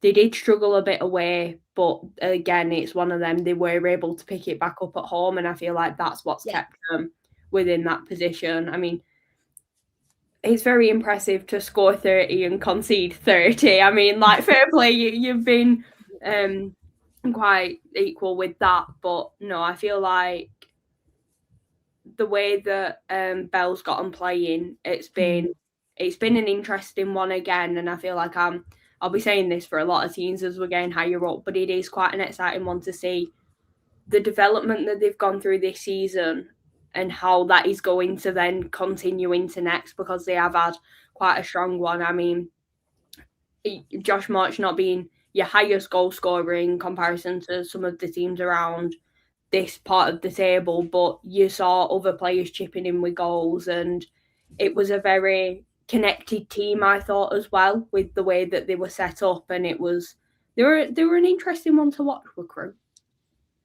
No, I completely agree with that. And I feel like there are times with Crewe, and I remember us speaking about it, where it was like, oh, could they possibly get into the playoffs with Crewe? And they really did push on, but they did kind of tail off. But what I do like to see in Crewe, and you mentioned it just then, Rebecca, is obviously the young squad.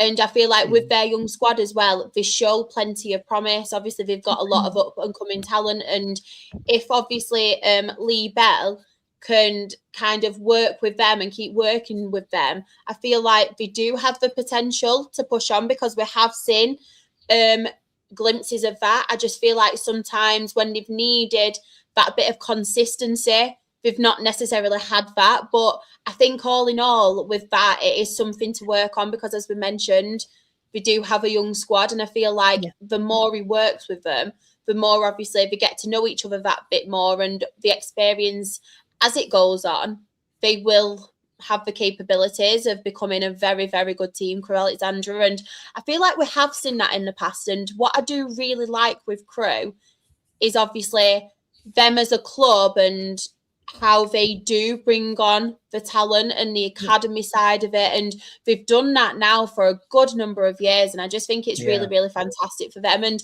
just seeing the players progress. Definitely. Next up. Boo, I'm joking. You know I'm joking, Aaron. So yes, next up we do have Oldham Athletic in 10th. And do you know what? I actually had some nice things to say. Do you want me to read them out first, Aaron? You can do, yeah. Yeah, so I actually put an excellent return to the Football League after promotion from the National League. Oldham did adapt really quickly. They proved difficult to break down, and they did comfortably secure that top half finish. And I put a very, very encouraging and fantastic season back in the Football League for Oldham Athletic. Wow. See, we can be friends after all. Honestly, I actually think, genuinely, hand on heart, like, what a season from you. And I know we'll speak about it more, obviously, in the season preview, but you've done some fantastic business already.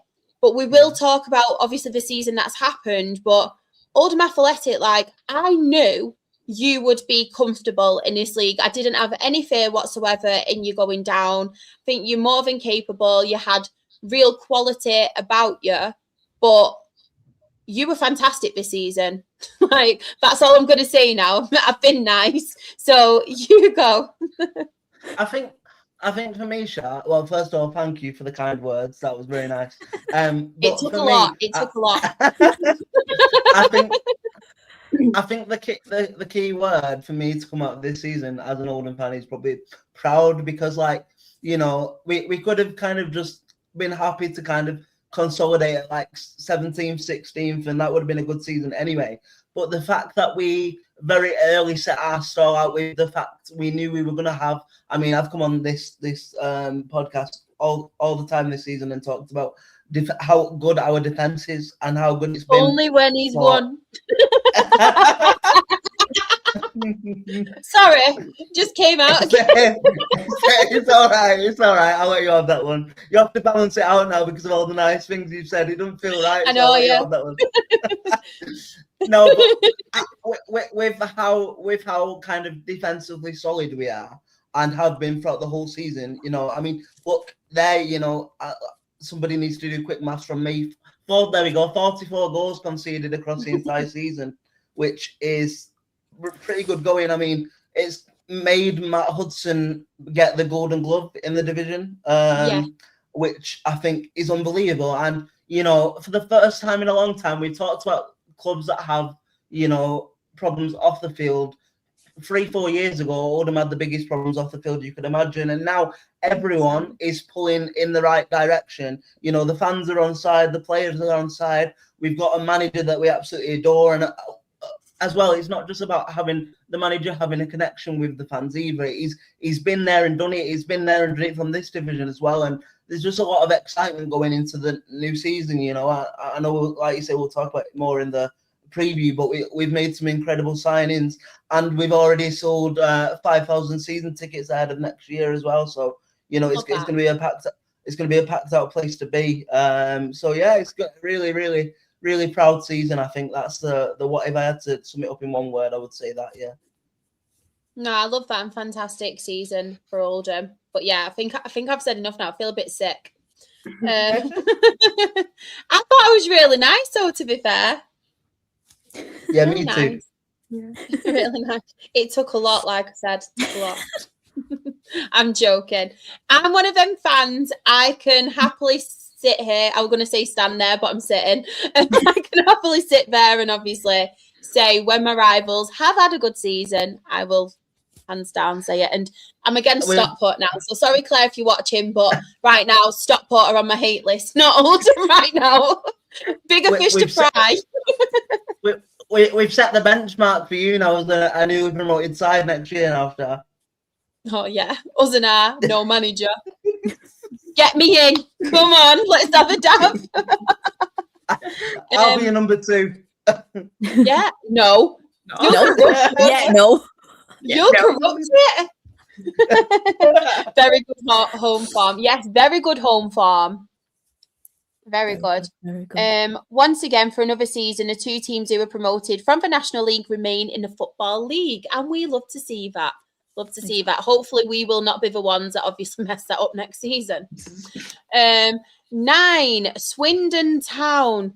This one, I do have a lot to say about this one, if I'm being quite honest. And I feel like they started the season off really well. Like at one point, I actually thought Swindon were going to get automatically promoted. I thought they started off really, really well. And obviously, there was a lot of frustrations. Ian Holloway was very frustrated. We've seen a lot of angry rants where it weren't going well. Whether it be fans, whether it be the person making noise in the background, which we heard in one of his interviews. He just became very, very frustrated. And not only that, it then came down to the Swindon fans who then were getting really frustrated with him, the way he was calling people out, his antics as well. And we all know Ian Holloway is a character in football. We all know what he's like. He's like Marmite. You either love him, you either hate him. But one thing I can say with Swindon Town is very, very bad end to the season. It's gone from a real high to obviously missing out on the playoffs. But who wants to talk about Swindon first? No, I'll go. I don't mind. I'll have another rant. Why not? It's not even a rant. You're in red. You're in red. Represent the Swindon lads. Yeah. To be fair, I'm wearing the red for Aki. I've already said this to Rebecca. I am wearing this for Aki. Love so it. there we go. Anyway,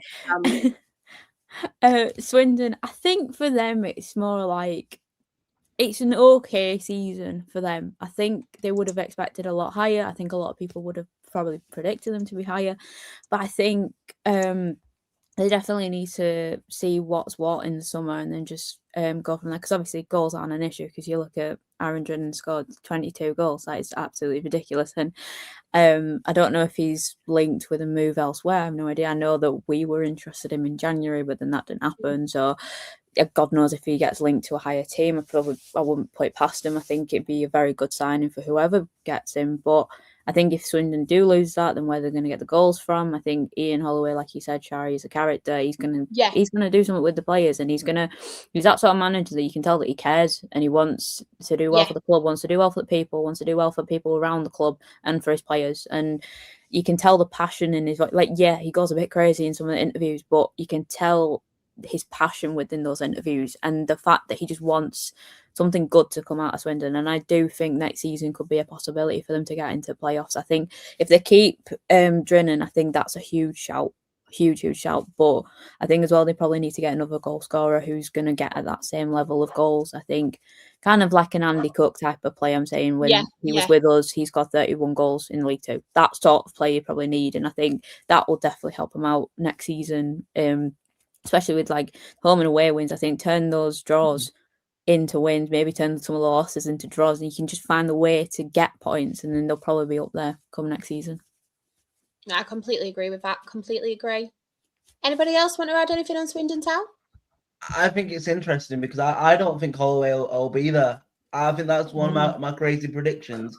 I think he might go in the summer, because I just think when you kind of that when you're that on sort of edge with your emotions, and he's got the kind of reputation as well where if he doesn't like something, he will walk away. He's not going to lose anything from his career and his reputation from walking away from Swindon. It'll be Swindon that end up losing that. So I don't think he'll be there by August.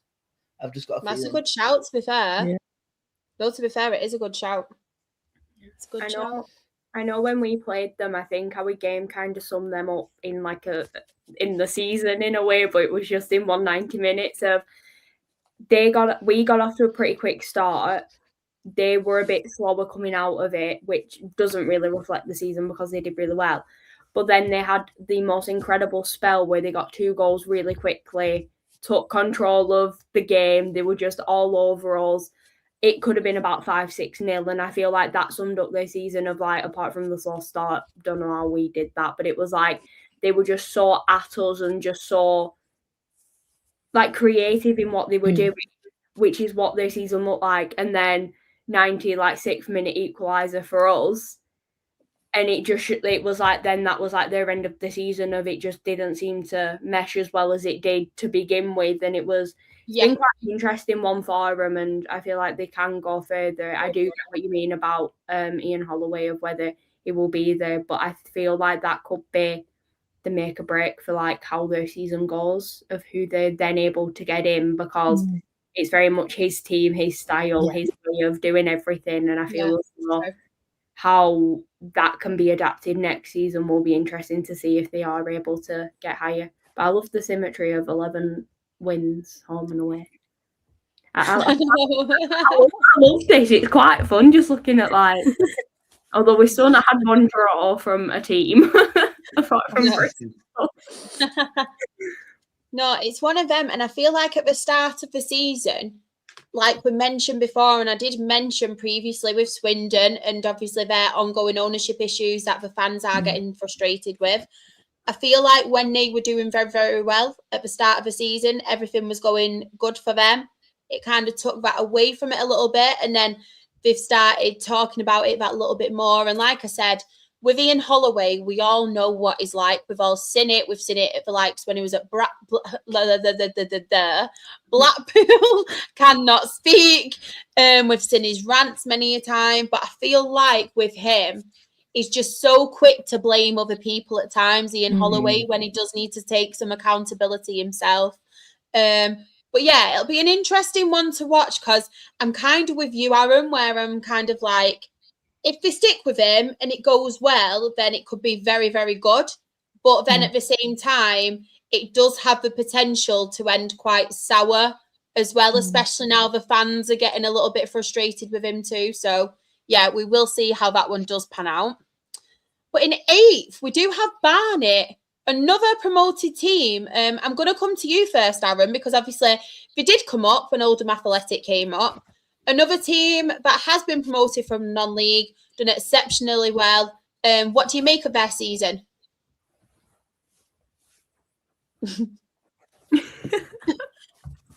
Not a lot.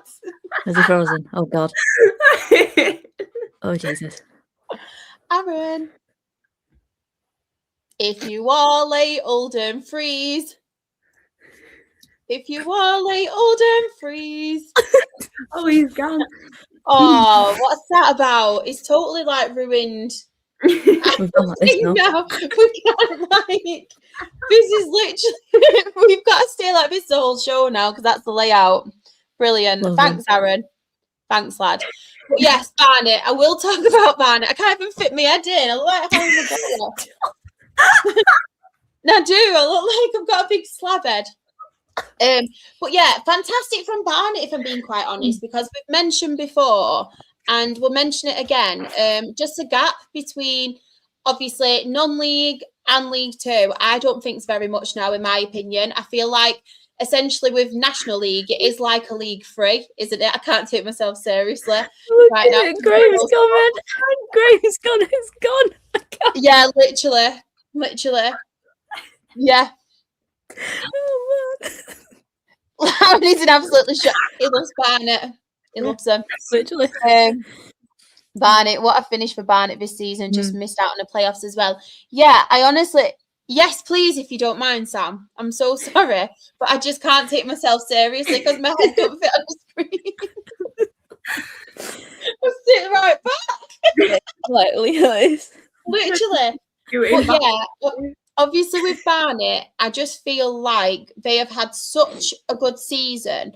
But to be honest, with a team, when you are coming up from National League, and I know the rules and regulations are different, and that's why there's so many people talking about the 3 up, 3 down, and why they obviously have their reservations on why it should happen, because it's different, like kind of rules and stuff, you know, financially. But I feel like with Barnet, they came up similar to Oldham with kind of that Football League quality, because so many people are dropping down now from the Football League to non-league because it's coming more competitive. Obviously, there's more and more kind of going on, and there's not that big gap like there used to be anymore. But one person I did obviously want to say has been fantastic is obviously Dean Brennan. I know there's been some controversy with him, like different matter of fact kind of thing. We won't get into that and stuff. And I know he's upset quite a few people this season, but we cannot deny like how much of a fantastic manager he is. Obviously what he's done for Barnet, they have just missed out obviously on the playoffs too. But Callum Stead is someone who I do want to talk about because he's someone I really, really rate anyway. And obviously 13 goals for them is fantastic. But just looking at that record, like the home record, the away record, it is very consistent, isn't it? Very consistent. Don't know if anybody else has anything to add on Barnet. Yeah, I think with Barnet, it's one of them. They've shown what they can do, and they've shown that they've got the capability to push on in League Two, especially with just like this season. It's been incredible to see, and it's one of them where you're looking at them to see, right, well, you hope it's not just like first season back in, like they're getting it, like the bounce of that, and I do hope that they are able to sort of continue with this and be able to carry on. But yeah, it's been a really impressive one for them. It was gutting that they just missed out on playoffs, but I feel as though for them finishing 8th, it was incredible anyway, and it was so deserved. And when you're looking at how they finished the season and where they finished, there was no thought of relegation. There was nothing dragging them into that, and it just shows how far they've come over the season. And just being able to be like, finished 8th in first season back, it's like, well done to them. And it'd be interesting to see what they can do next season, and I just hope they are able to continue it next season, and it's not just like a, not to sound mean, but like a one season wonder in a way. No, I get that. I feel like with Barnet as well, they've never really this season, similar to Oldham, they've never been in a position where any of us have been worried about them. Yeah. Have they? They've just they've shown what they're capable of doing. And yeah, I think it's a fantastic first season back in the Football League for them. Does anybody have anything else to add on them? So sorry, by the way, my Wi-Fi dropped out, but I'm back now. I think with Barnet as well, Shai, it goes back to what you were saying really early in the podcast about the gap closing between National League and League Two, in the sense of, like, you know, there's I think I read a stat at the end of the season now. It's like the 21st or maybe 22nd consecutive season where the teams up from the National League haven't been relegated back into the National League. So that shows, doesn't it? It ultimately strengthens the bigger argument for 3 up, 3 down, which is a different argument in itself. But yeah, Barnet, I think, have been incredible. You know, I mean, you know, I think sometimes they're another one that you can kind of, it's horses for courses, their play style in terms of what you like as a neutral football fan. It's not the most attractive style of play, but it works. And I think they found a method, and you know, Dean Brennan's done an incredible job in the last 3 or 4 years that he's been at that football club. So yeah, they're reaping the rewards. Definitely. So next up. Sorry, I was just about to say, now I've just come back in and done that bit. I think I'm gonna have to leave now. But no, at least Gonna be smoked again. At least you know what, I'm leaving on purpose now this time. I didn't want you to think. I didn't want you to think I was just dropping out halfway through a sentence. But I need to go, if that's okay. Just watch the podcast back when you freeze. Right. Okay, no worries. I will do. Thanks, Aaron. No worries. Have a lovely night. Oh, take care. Bye. See you. Bye. You ready for it? You ready for it? Just lean back. Lean back. Lean back.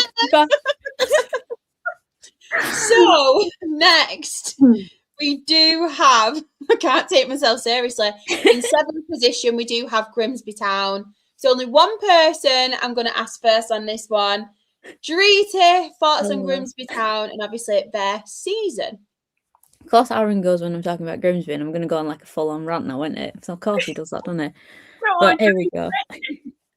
But Grimsby, yeah, honestly, technically my adopted team now, because half the squad are ex-Bradford City players. To be honest, I've been looking through whilst all you were talking, and there's a lot of teams that have got ex-Bradford City players, so I think just need to adopt everyone now next season, but that's just going to be too much. But you've got a lot of ex-Dale players, Drita, Jake Beasley. Oh yeah, I forgot. Oh god, yeah. God, we're getting sidetracked. But yeah, Grimsby Town, yeah, honestly, delighted for them. Thank you, Sam. Thank you. My head fits in this one. No, literally, that's better. Oh, I'm delighted for Grimsby. Very much delighted. I wanted them to be in the playoffs as soon as they signed Jamie Walker. I was like, yeah, playoffs, please. I know it's got in at the end of it, but it's something to build on for next season. And I think they've got David Artell, who I think all of us absolutely love him. What a manager he is. Like, he's such a good manager. And I remember when we played Grimsby in, were it like Carabao Cup, EFL Cup, Summit Cup at the start of the season, and then he was there and we were sat in the main stand next to the dugout. Me and my dad were sat near the away side, and he was just so animated. But it was so refreshing to see that, because some managers I think are a bit more reserved and a bit more like, or they'll tell their assistant, or they'll like bring the captain over and tell them, and then they'll go into it.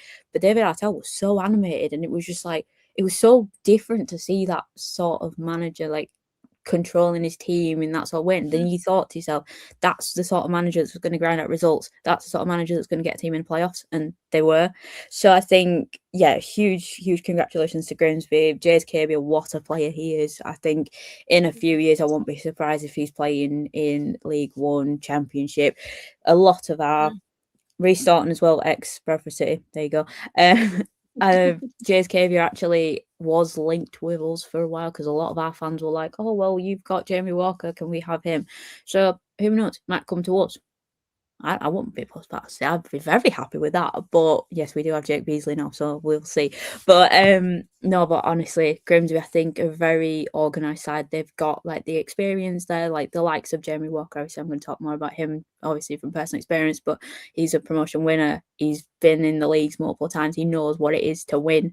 You've got someone like Reece Norton, like Chris mentioned, a younger player, but still got such an impact in the team. And you've got that sort of span of players that I think David Artell has just merged this group of players together and it just works. And I think if he just enhances on certain areas in the team and just develops a little bit with like bringing in recruitment that's going to help, especially if they have injuries, because I know they had a few injuries this season as well. I know Jamie was out for a couple of weeks. Obviously Andy Cook came in January to help them score goals. He did really well, to be fair. Obviously we don't know if he's going to go back. It would be great to see him back at Grimsby next season. But yeah, I just feel like David Artell is the reason why Grimsby have done so well this season, and he's just built that squad with his mindset in mind of like what he wants from his players, the types of players he wants, but then also how they're going to grind out results. And you just look at that there, 12 home wins. We keep talking about momentum at home. That's huge. That is obviously not as good as what everyone else would have thought. Like, you can't win in every single game, but that's still a good achievement. And especially since I think League Two, obviously we didn't play in it, so I didn't watch it as much as I did last season, but I feel like League Two was quite tight this season, and I think any team was beating any team. And I think as well, Grimsby probably surprised a few people, but as well, you have to look at it from the bigger picture. Like I said, David Artell, the players that he's got, I won't be surprised if they're up there next season. I hope they are there next season, because I feel like David Artell would be very good as a manager up the leagues and getting this Grimsby team promoted.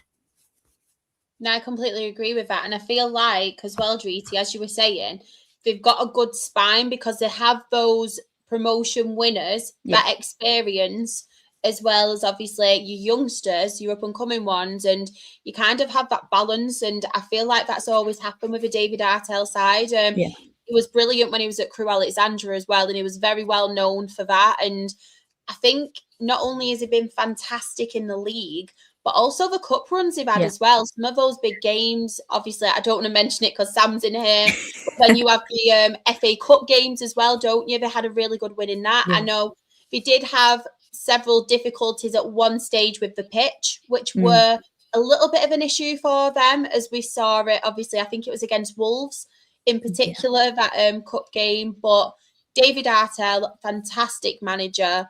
He obviously has that talent as well. But what I am obviously scared of with that is where we've seen them have these cup runs, we've seen them have these games televised in particular.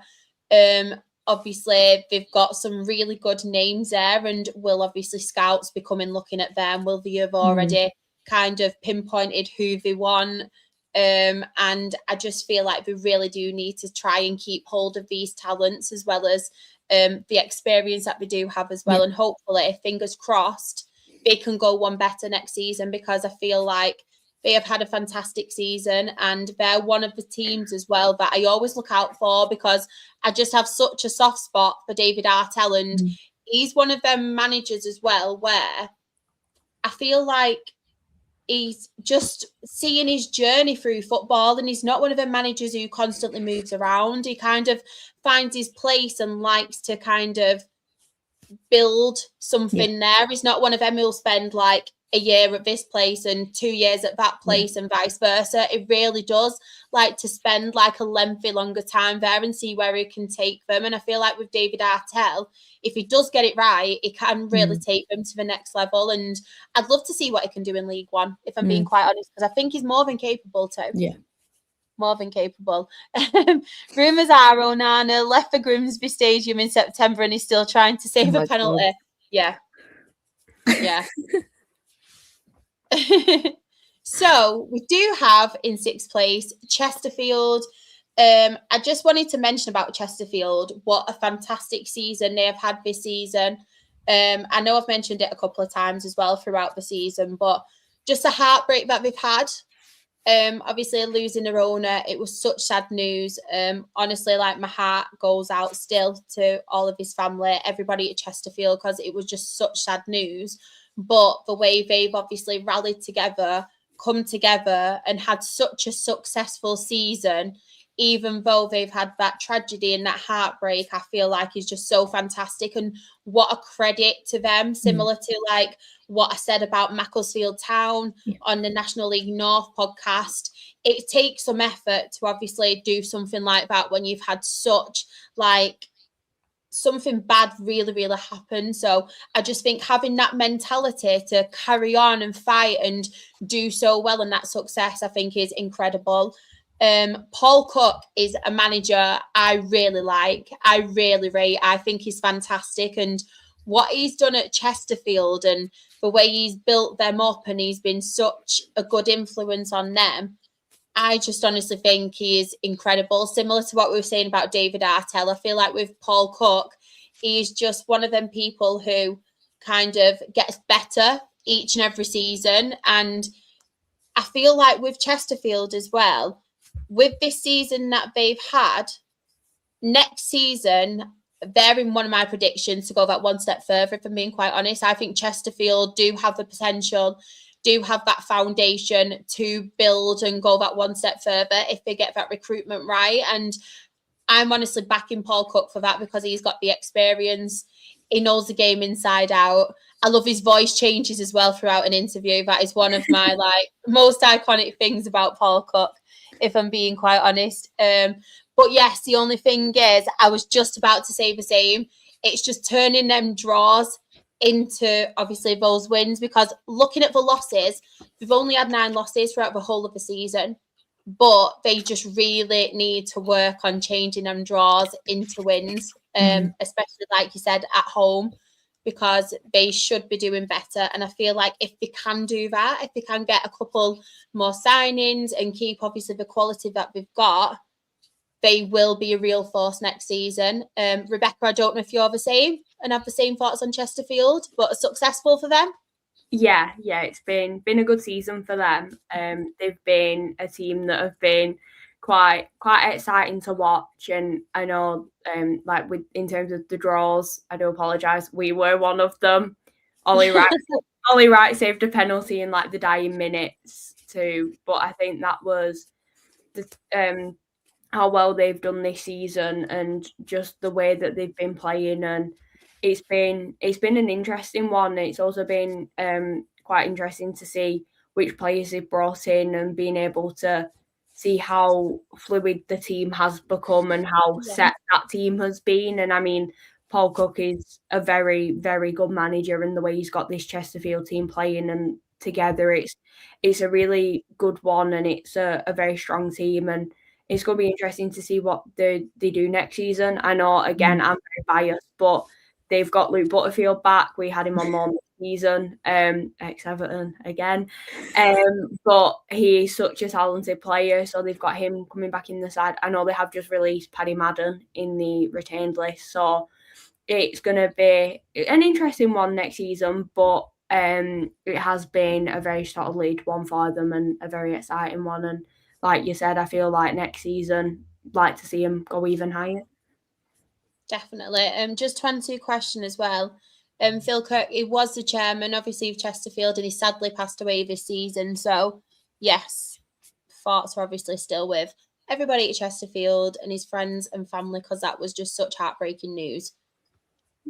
Next, playoff winners as well, may we add. The playoff winners. So, 5th, we had Notts County. Drita, Notts County, another team who we've come on here, spoke about week in, week out. We've said just the quality that they do have in them, and just looking at obviously the whole season, but as well that playoff final, the real quality did show in them.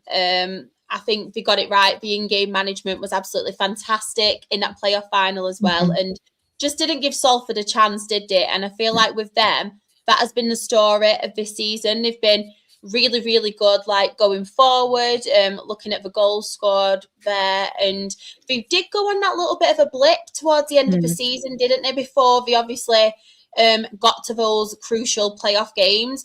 Didn't necessarily look that good in that playoff, the playoff semi-final. Did that 2 legs. Didn't really show what they're more than capable of. But yeah, it just goes to show that they do have that quality to kind of get them to the next level, and they shown that at Wembley, didn't they?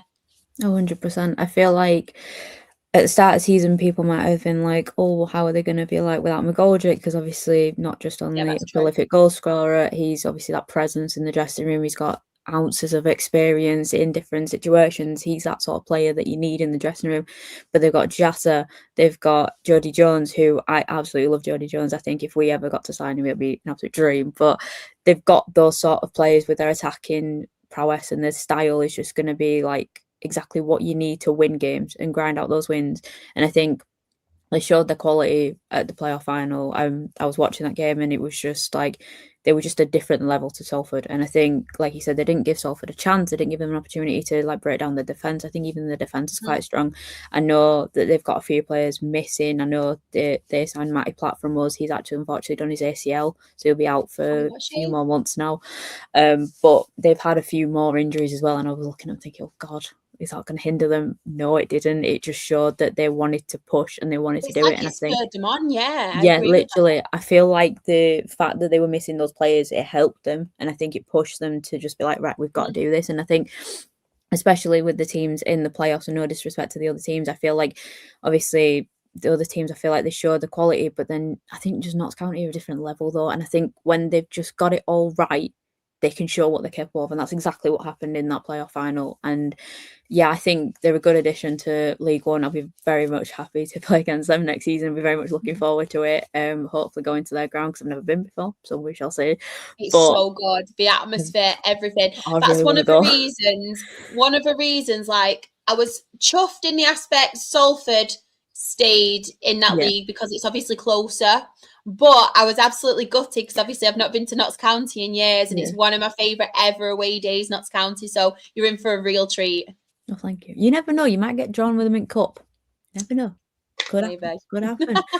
But yeah, I think Notts County thoroughly deserved it, and I think they will obviously got a big summer ahead of them to see what they can do. Obviously, we had that sort of situation get promoted. We had to like figure out what type of players we needed. We needed League One standard players. We need people who understood the league, and I think they need those sorts of players, the experience, that sort of thing in their team. And I think they've got a good shot next season. And I know Aaron was saying before about like National League teams staying in League Two, but I think as well, League Two teams being promoted and staying up in League One, it's very rare to see all four teams get relegated. Obviously, I can speak from experience from us.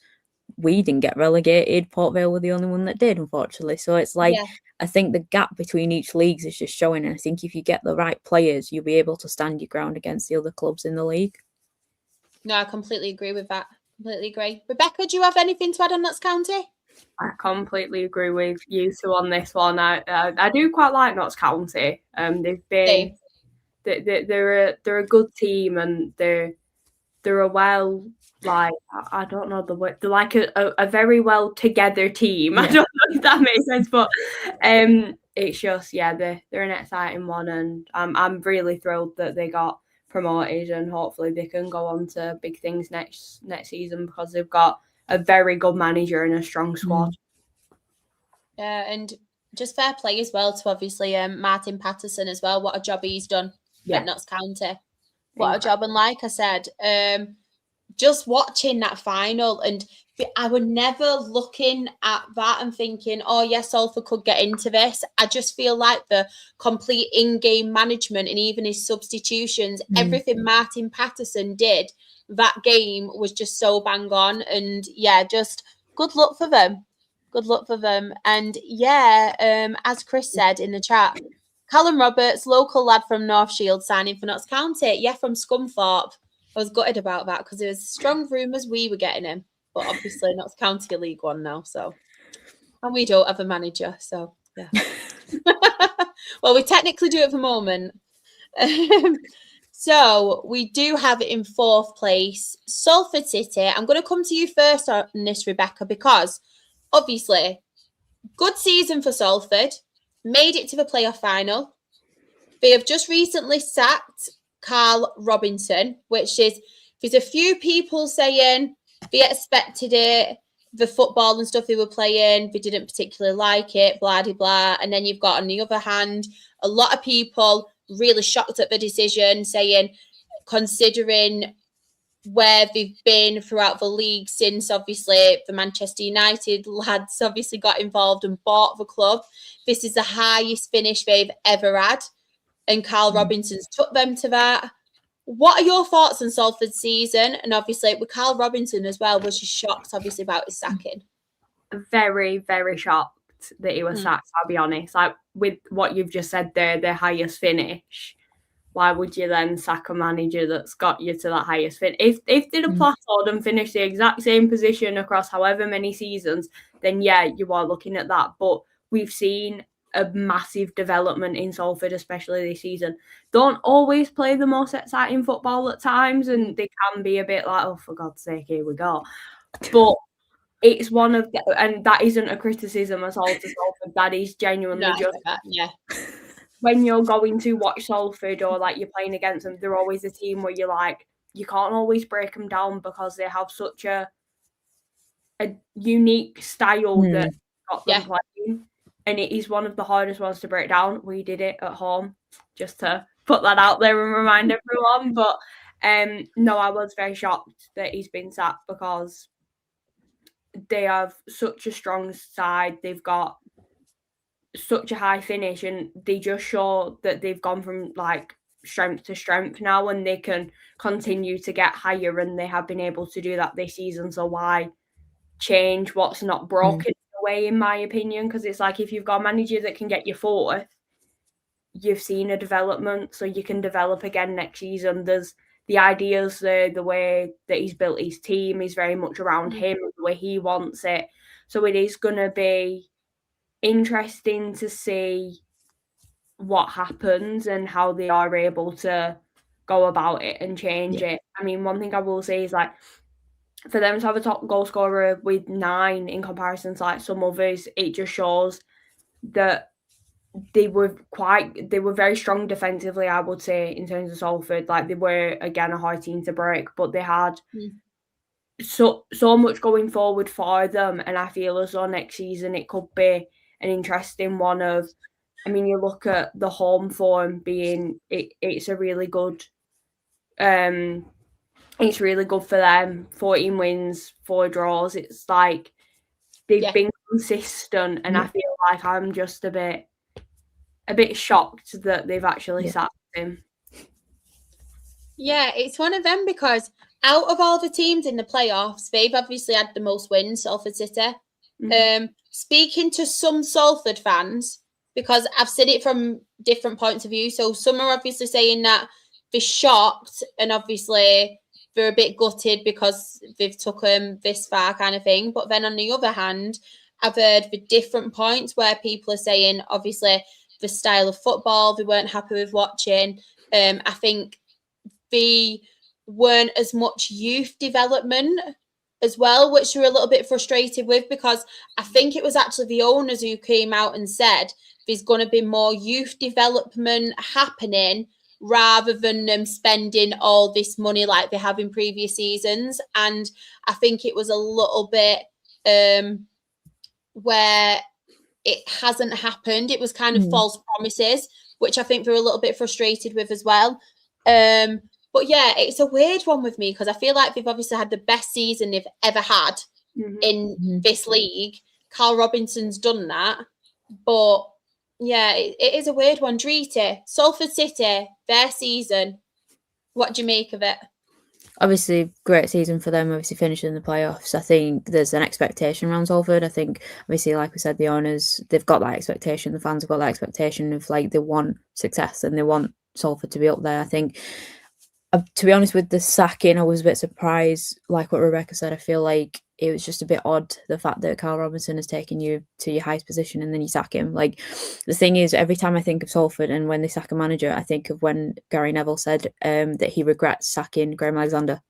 And obviously Graham's our manager, and obviously I never want him to leave, but it just shows you regret sacking a manager who did quite well for you, and then you've got someone else, and now you're sacking him who has done quite well for you. Don't they? It's just like, is what is the point? It don't make any sense. And I feel like Carl Robinson could have been that person to help him out next season, because he would have sussed everything out, would have seen what it's like with the players, what players he wants, what players he might want to get rid of, trying to figure out what he wants to do with this squad. And he could have got him automatic promoted next season, but we'll never know because he's been sacked. But yeah, I think obviously Salford fans can be happy at the fact that they finished fourth. Obviously, getting to a playoff final, yes, losing is really disappointing, but getting to a playoff final in first place is a huge achievement in itself. And I think there's obviously so many positivities to take from this season. But like Luke said, top goal scorer, scoring 9, they need to find the goals. That's something they need to be thinking about for next season. They need to think, obviously, who's going to come in. I don't know if there's been any rumours of who's going to come in, but they need to have a manager who's got that experience. Aaron Ferguson's a favourite. See, I wouldn't mind it, but then it's like with Darren Ferguson, I feel like he's a bit hit and miss with certain clubs. Some clubs he absolutely excels at, and some clubs it just don't work, and then it could like jeopardize his like managerial career. But like, I don't know. I just don't know with Salford. I think if they don't recruit right, first off, obviously whoever happens with manager happens, but if they don't recruit right, I don't think they'll get playoffs. Then I just don't think so, because it's a shame, because they've done so well this season and it's their best finish ever. And then to see not the manager there, and it's like a shift now. I don't know. You don't know what will happen with them. Sorry. Well, go on. Thing on that, it's like you said, swapping and changing a manager isn't going to help because you've got no consistency then. So it's like you've said, it's like keep swapping and changing. No manager is going to be able to then put their stamp on the team as they want, depending on when you bring them in or sack them. So it's like you're always just going to be repeating this never-ending cycle because you're just not going to be able to get what you want from a team because it's not that manager's team, if that makes sense. Yeah. No, I get that. I completely get that. The thing is as well, what really doesn't sit right with me is the complete critical side of it from Gary Neville, where he's just like, oh yeah, I regret doing this, don't want to sack managers, don't want to do this, and it's just sack. And I know you've got to have ambition. Like, I get that. I know you've got to have ambition.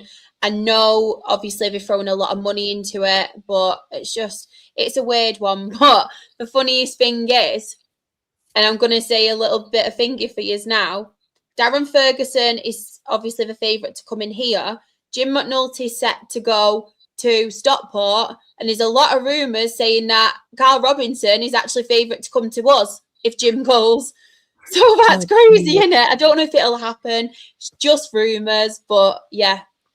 There's just, in the north at the moment, there's a lot of different changes, isn't there, when it comes to managers? So we shall see what happens. I'm just hoping Darren Ferguson doesn't go to Salford and then hijacks our Ian Hayes deal. Because if that happens, I'll go to Salford myself and I'll kick off. I won't be a Teletubby, I will be an Avenger. It's like pass the parcel, but with managers. Yeah, literally. That's who you've got. Yeah. Like musical chairs. It's true. It's crazy. Oh. Bit of insider. We shall see. But third, the team that went under the radar, as Claire said several times, Cambridge United. First and foremost, I mentioned Gillingham before.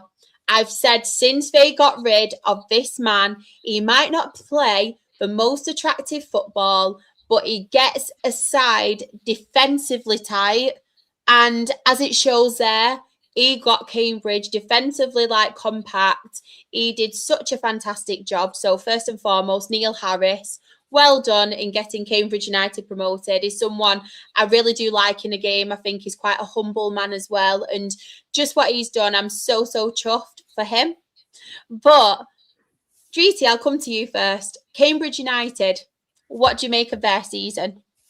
Honestly, first off, huge congratulations. It's really good to see a different club up there and fighting for playoffs autos and then getting there in the autos. It was just it was really good to see. I think a lot of people predicted them to be mid-table, so I think this shocked a lot of people. Yeah. And I think, obviously, like you said, defensively, they've been really, 13th 33 or 32, 33, whatever it is, I can't do maths, conceded. That's really good and really impressive. And I think if they keep the core of their squad this season, they'll be able to find that consistency Shot me next that one. season.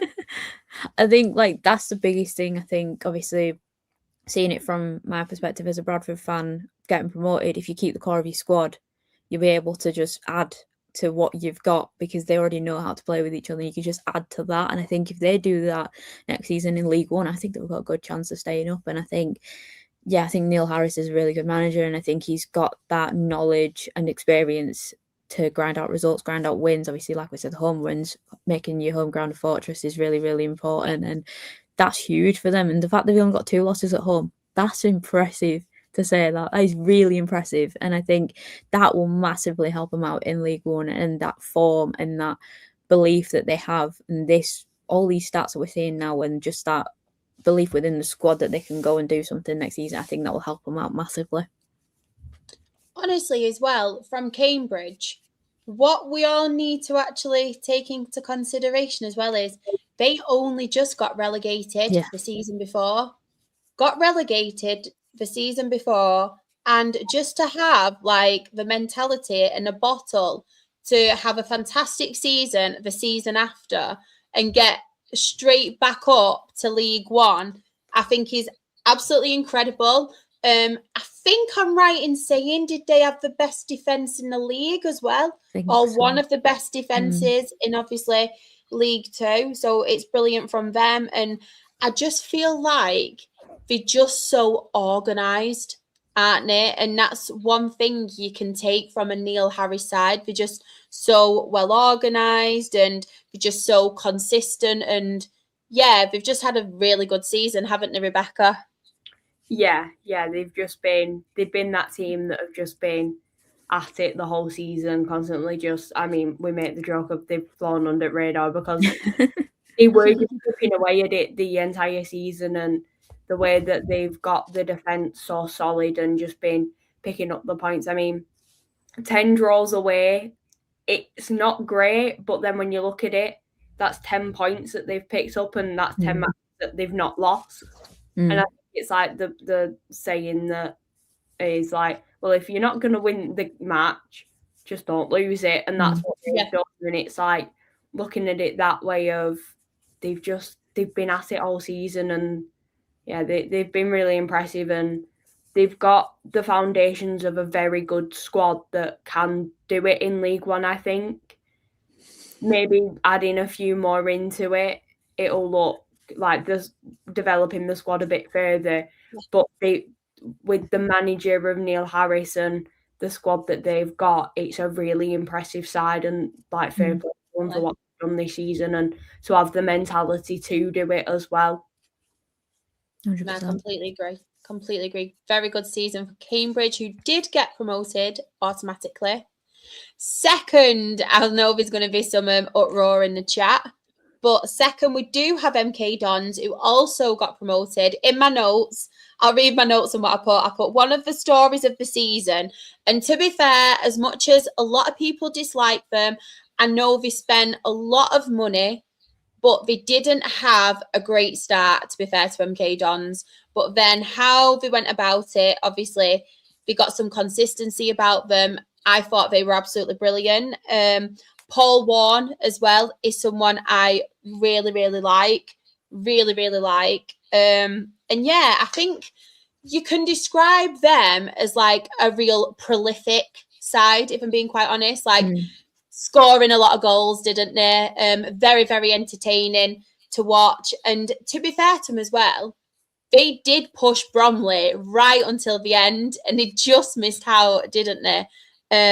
But yeah, Rebecca, I'll come to you first on this one. MK Dons, what's your thoughts on them? I mean, can we just appreciate how many goals they scored? Was it 86? Yeah. 86 goals. Brilliant, scored, isn't it? And only 45 conceded. It's mad. Like, fair play to them, what they've been able to do. I know, like you said, people have always got their opinion on MK Dons, but just like looking aside from what all of that, you've got to appreciate how good of a season they've had and how impressive they've been. Like the turnaround from the start of the season when they were struggling to being able to take, like you said, Bromley right to near enough the last game. It's been so impressive, and I mean, very good goal by Callum Patterson. I like Callum Patterson. Yeah. I was just gonna say, like, Patterson getting 16 goals again. It's so impressive. He's got 16 of the 86. It's like, look how many other players have then chipped in with goals as well, and just a very strong team. And I mean, to only lose 8 matches in the season, they did the job, and it's been fair play to them, and congrats on being promoted. It's gonna be an interesting one to see how they do in League One. Yeah, and I do feel as though with how they've performed this season, they could do really well. But then they could do an MK Dons, and it could be a completely different team that turns up next season. You just don't know. So it is going to be interesting. But if they can take this momentum into next season, they're going to do well. And if they're able to score this many goals again next season, then well done to MK Dons. And can we have your secrets as well? Do you agree, Drita? 100%. I think obviously first off, well done, and all the best for next season, and we will be delighted to play you, because I remember playing him last season before, whenever it was, and we bought more fans than them, so that was quite hilarious. But there we go. Paul Warne is a great manager. I think for them itself, like the big wins that they've got this season: 4-0 Bristol Rovers, 4-0 Harrogate, 5-1 Gillingham. That's where the goals are coming from, and that sort of consistency that they're going to have, it's going to help them out massively next season. And I think, like Rebecca said, if they can score that many goals next season, please can you give us all the secrets, because we also need goals as well, so please. But yeah, honestly, fair play to them. And I think it's going to be interesting to see the promoted sides next season. I can't wait to see them, and I can't wait to see how they fare amongst the other teams in the league. Also, before I forget, Graham saying a trophy for third. We got a blooming plate trophy thing for third, okay? So there we go. It's not games gone. We've got one. It's quite shiny, so I quite like it. So I just wanted to say that. There we go. I'm happy with it. It's quite cute, that little dinner. It is technically like a dinner plate. It's like this big, but it's quite cute. So yeah. Love it. And of course, first, as champions, we have Bromley. And can I just say, probably one of the most remarkable events to see in EFL football, because I honestly think this is just amazing what Bromley have done. First and foremost, just congratulations to them for winning it. Absolutely fantastic. Just from where Bromley have come in such a short time, obviously getting promoted to the National League. I think they had one season in National League before then. Have they then gone and won it? Is it 2 seasons? Not National League, sorry, in League 2. Is it 2 seasons they've had in League 2? I thought it was 1. This is the second, yeah. Is it second? That's the second, yeah. The second, isn't it? Yeah. Yeah. So obviously the second season in League 2 now, and just a job Andy Woodman has done. I think he's absolutely brilliant. Andy Woodman is somebody I really rate. Obviously, the loyalty of Michael Cheek as well. What a fantastic player Michael Cheek is. His experience, obviously, the goals he scored there. But one thing I have raved about this football club is just the foundations, the structure, everything they have put in place is just absolutely brilliant. And it reminds me similar, girls, to a Stevenage kind of story where you've seen Stevenage come through, obviously, non-league, have built themselves up. Just the stability now that they have in League One and the way they are pushing on now to try and get themselves into the Championship. Bromley remind me very similar to that, but I feel like with Bromley, they've done it obviously now on a quicker scale. And I feel like they have just been absolutely fantastic, and just everything about them, like the momentum they've had, the team spirit, and it was just really fantastic to see. And just one of them moments in football where you kind of sit back and think, do you know what? Like, anybody can do it. If Bromley are going to do it and they've done it so well and so successfully, maybe there's another team down in non-league who can also have that same story as well. Dreety, I'll come to you first on Bromley. What were your thoughts on them this season? Did you expect it? Because I'm going to be honest here, I didn't expect it, and I don't think Bromley fans expected it to be so successful as they were. 100%. I was like thinking they could be in with a shot, but maybe finishing mid-table. To be honest, I completely forgot we played them when we were in League Two. So thank you, Rebecca, for reminding me. It's been 2 seasons. I completely forgot we played them. I think we drew. That's probably why I don't remember it. But I remember because we got beat 4-0 when we went there. Absolute howler. Oh God, yeah. Carry on. No, but honestly, huge congratulations to Bromley. Any fans watching, huge congratulations to you. My word, like I was looking at and thinking, wow, that is impressive. Like the fact they've had 7 losses this season is mental. I just can't get over that. And I'm like, wow, that just shows the togetherness. It shows what sort of manager Andy Woodman is. It shows what sort of player Michael Cheek is. Obviously, he is a top goal scorer, but also that experience, that leadership, that sort of quality. You need that sort of player in the dressing room, even if they don't score the goals or even if they're like a midfielder or a defender. That sort of experience, you need it in your dressing room. And I think, yeah, literally, I was going to say the fixtures that are going to happen next season is absolutely mental. Leicester, Bromley, Sheffield Wednesday, Bromley. That's going to be ridiculous. Oxford, Bromley, for crying out loud. I'll even throw us in it. Us and Bromley. Like, we get to play them again. I'm quite excited for that.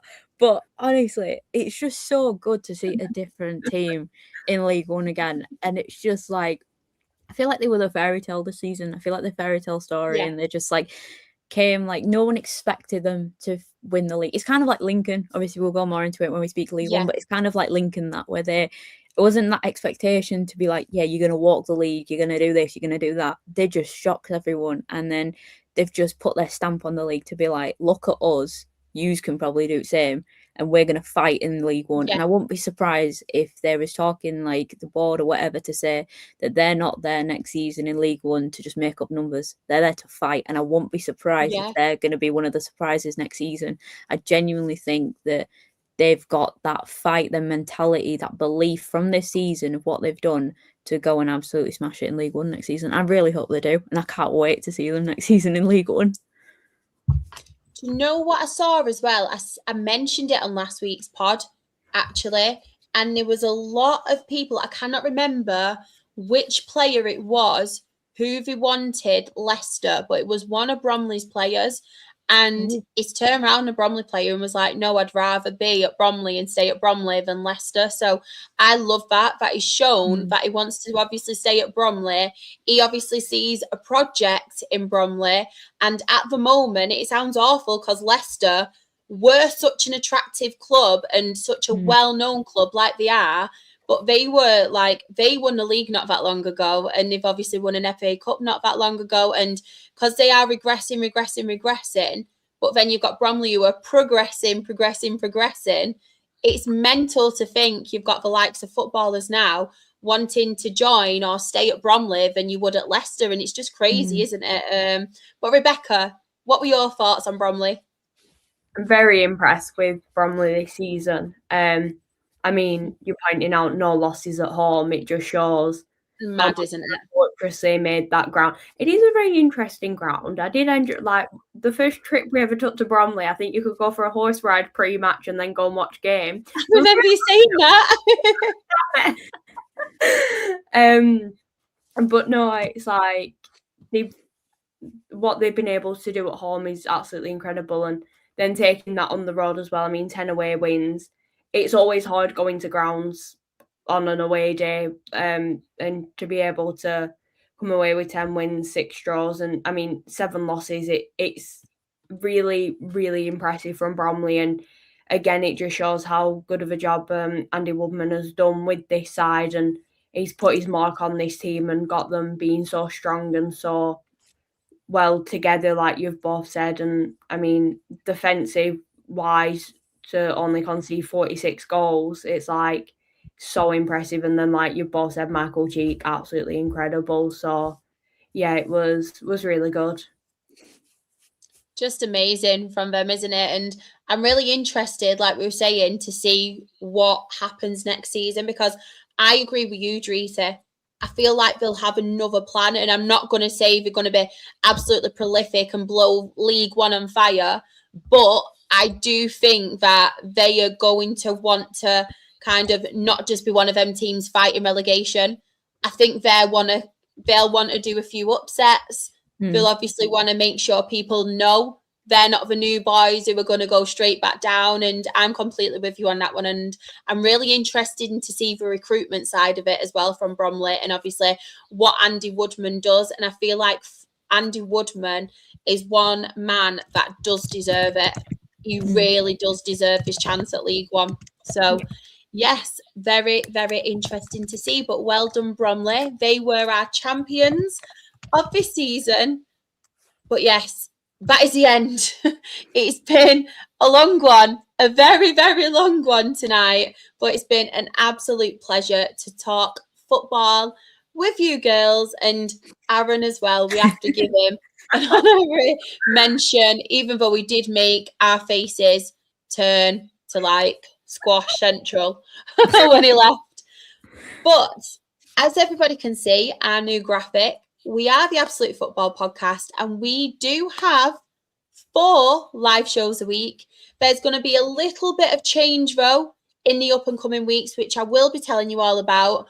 But on a Monday, usually, and what you will get in the new season is absolutely non-league in collaboration with a fantastic NL full-time. And we talk National League North, National League South. If you have enjoyed these season reviews and you want to find out about some non-league football as well, we did on Monday do our National League one, and we've done our National League North, National League South as well. So please go back and watch them if you haven't, because so knowledgeable and just fantastic to watch and listen to. On a Tuesday, usually, we have our fantastic Sam and the Premier League team talking all things Premier League. On a Wednesday, women's football with Freya, Paul, and the rest of Team Chaos talking WSL, WSL2, and lots of international games. And then usually on a Thursday, which you will find in the new season as well, it is absolutely EFL show, and we cover Championship, League One and League Two. But there are a few changes because obviously we do have the World Cup coming, which we will be recording a preview show for very, very soon, which will go out on the channel. But not just that, on Sunday, I think it is our EFL Championship season review. And then on Tuesday, we have our EFL League One season review. So yes, Sunday Championship, League One on Tuesday. So please, please, please stay tuned for them. Honestly, you will not be disappointed. You will not be disappointed. But Rebecca, thank you so much. It's been an absolute pleasure having you back on. Like I said before, we really missed you. But where can everybody find yourself on the socials and all of your fantastic work you do? Thank you very much for having me back on. I have missed you all, and I really, really enjoyed tonight. I'm my personal Twitter and TikTok, which is _Rebecca_short_. And then you can find all of my work with Curzon Ashton on the Curzon socials. A lot of exciting things coming up. My first time properly working in football, so it's really exciting, and I cannot wait to share it with you all. I love that. Love that. And of course, Rita, it's been an absolute pleasure as always having you on. I mean, I'm sorry Aaron had to ruin the Teletubby thing. I'm really, really sorry. I'm sure Sam will have words with him. But where can everybody find yourself and all the fantastic work that you also do? Yeah, thank you again for having me on the last minute. I know I was like, you know what, I'm going to jump on a League Two. But honestly, Aaron, if you're watching, it's fine. Honestly, I don't even know where that came from when I said it. I was like, you know what, I'm just going to say it. But there we go. Not yeah, Tell him you're annoyed, you're angry. Yeah. I'll message him in a bit, be like, I'm annoyed with you. Yeah. You can find my personal Twitter at @JT_HGT. You can find my Her Game 2 stuff at HGT_BCFC. That's on Twitter and Instagram. Posted out a few little bits from technically last season. So stay tuned for all that, and then hopefully a lot more stuff next season. And then you can find my media events, content stuff. I don't know what it's called. Media by JT on Instagram. First off, thank you so much to every single person who likes, comments, shares. Honestly, I really do appreciate it. It's actually a year and a couple of days since I joined the pod permanently. It was a year on Monday, which is mental to think that I was so shy before. Now look at me waffling and slating Aaron. Who knows? But there we go. Sound like me. I feel like a proud host right now. I feel like you're turning into me now, and yeah, mission complete. Next you'll be booing Oldham. When you boo Oldham, you are definitely me. Next time he's on, I'll just boo him just specifically for you. But yeah, thank you to everyone. Thank you to you two, honestly, for like showing me support. Thank you to everyone in the chat, everyone part of the team. Honestly, if it wasn't for you guys, I wouldn't be doing this, and I couldn't have asked for a better team to be part of. So thank you so much. We're really proud of you. Thank you. Are really proud of you. And just for practice, do you fancy booing Oldham and Aaron? Boo. Definitely me. You even did the boo like me. It's just northern in us. That's what it is. Exactly. You've learned from the best. But yes, happy one. If only I could sing like an anniversary song. I'll have to think of some. It's not the same as happy birthday. Is it like a birthday? But happy 1 year anniversary to you. Nobody needs that this time of night. My neighbours will kick off. I'll voice note it with Valdrita. Appreciate it. Thank you. And of course, if anybody does want to follow me, I am SharXRAFC. That is on Twitter, TikTok, Instagram.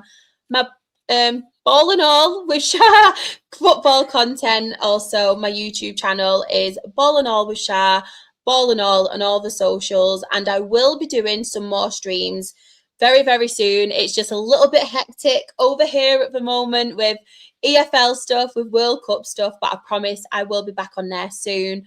But of course, to everybody in the chat, thank you so much for spending your evening with us. We really, really appreciate you. Hope you all have a fantastic weekend. And remember, we will see you on Sunday. Bye, everyone.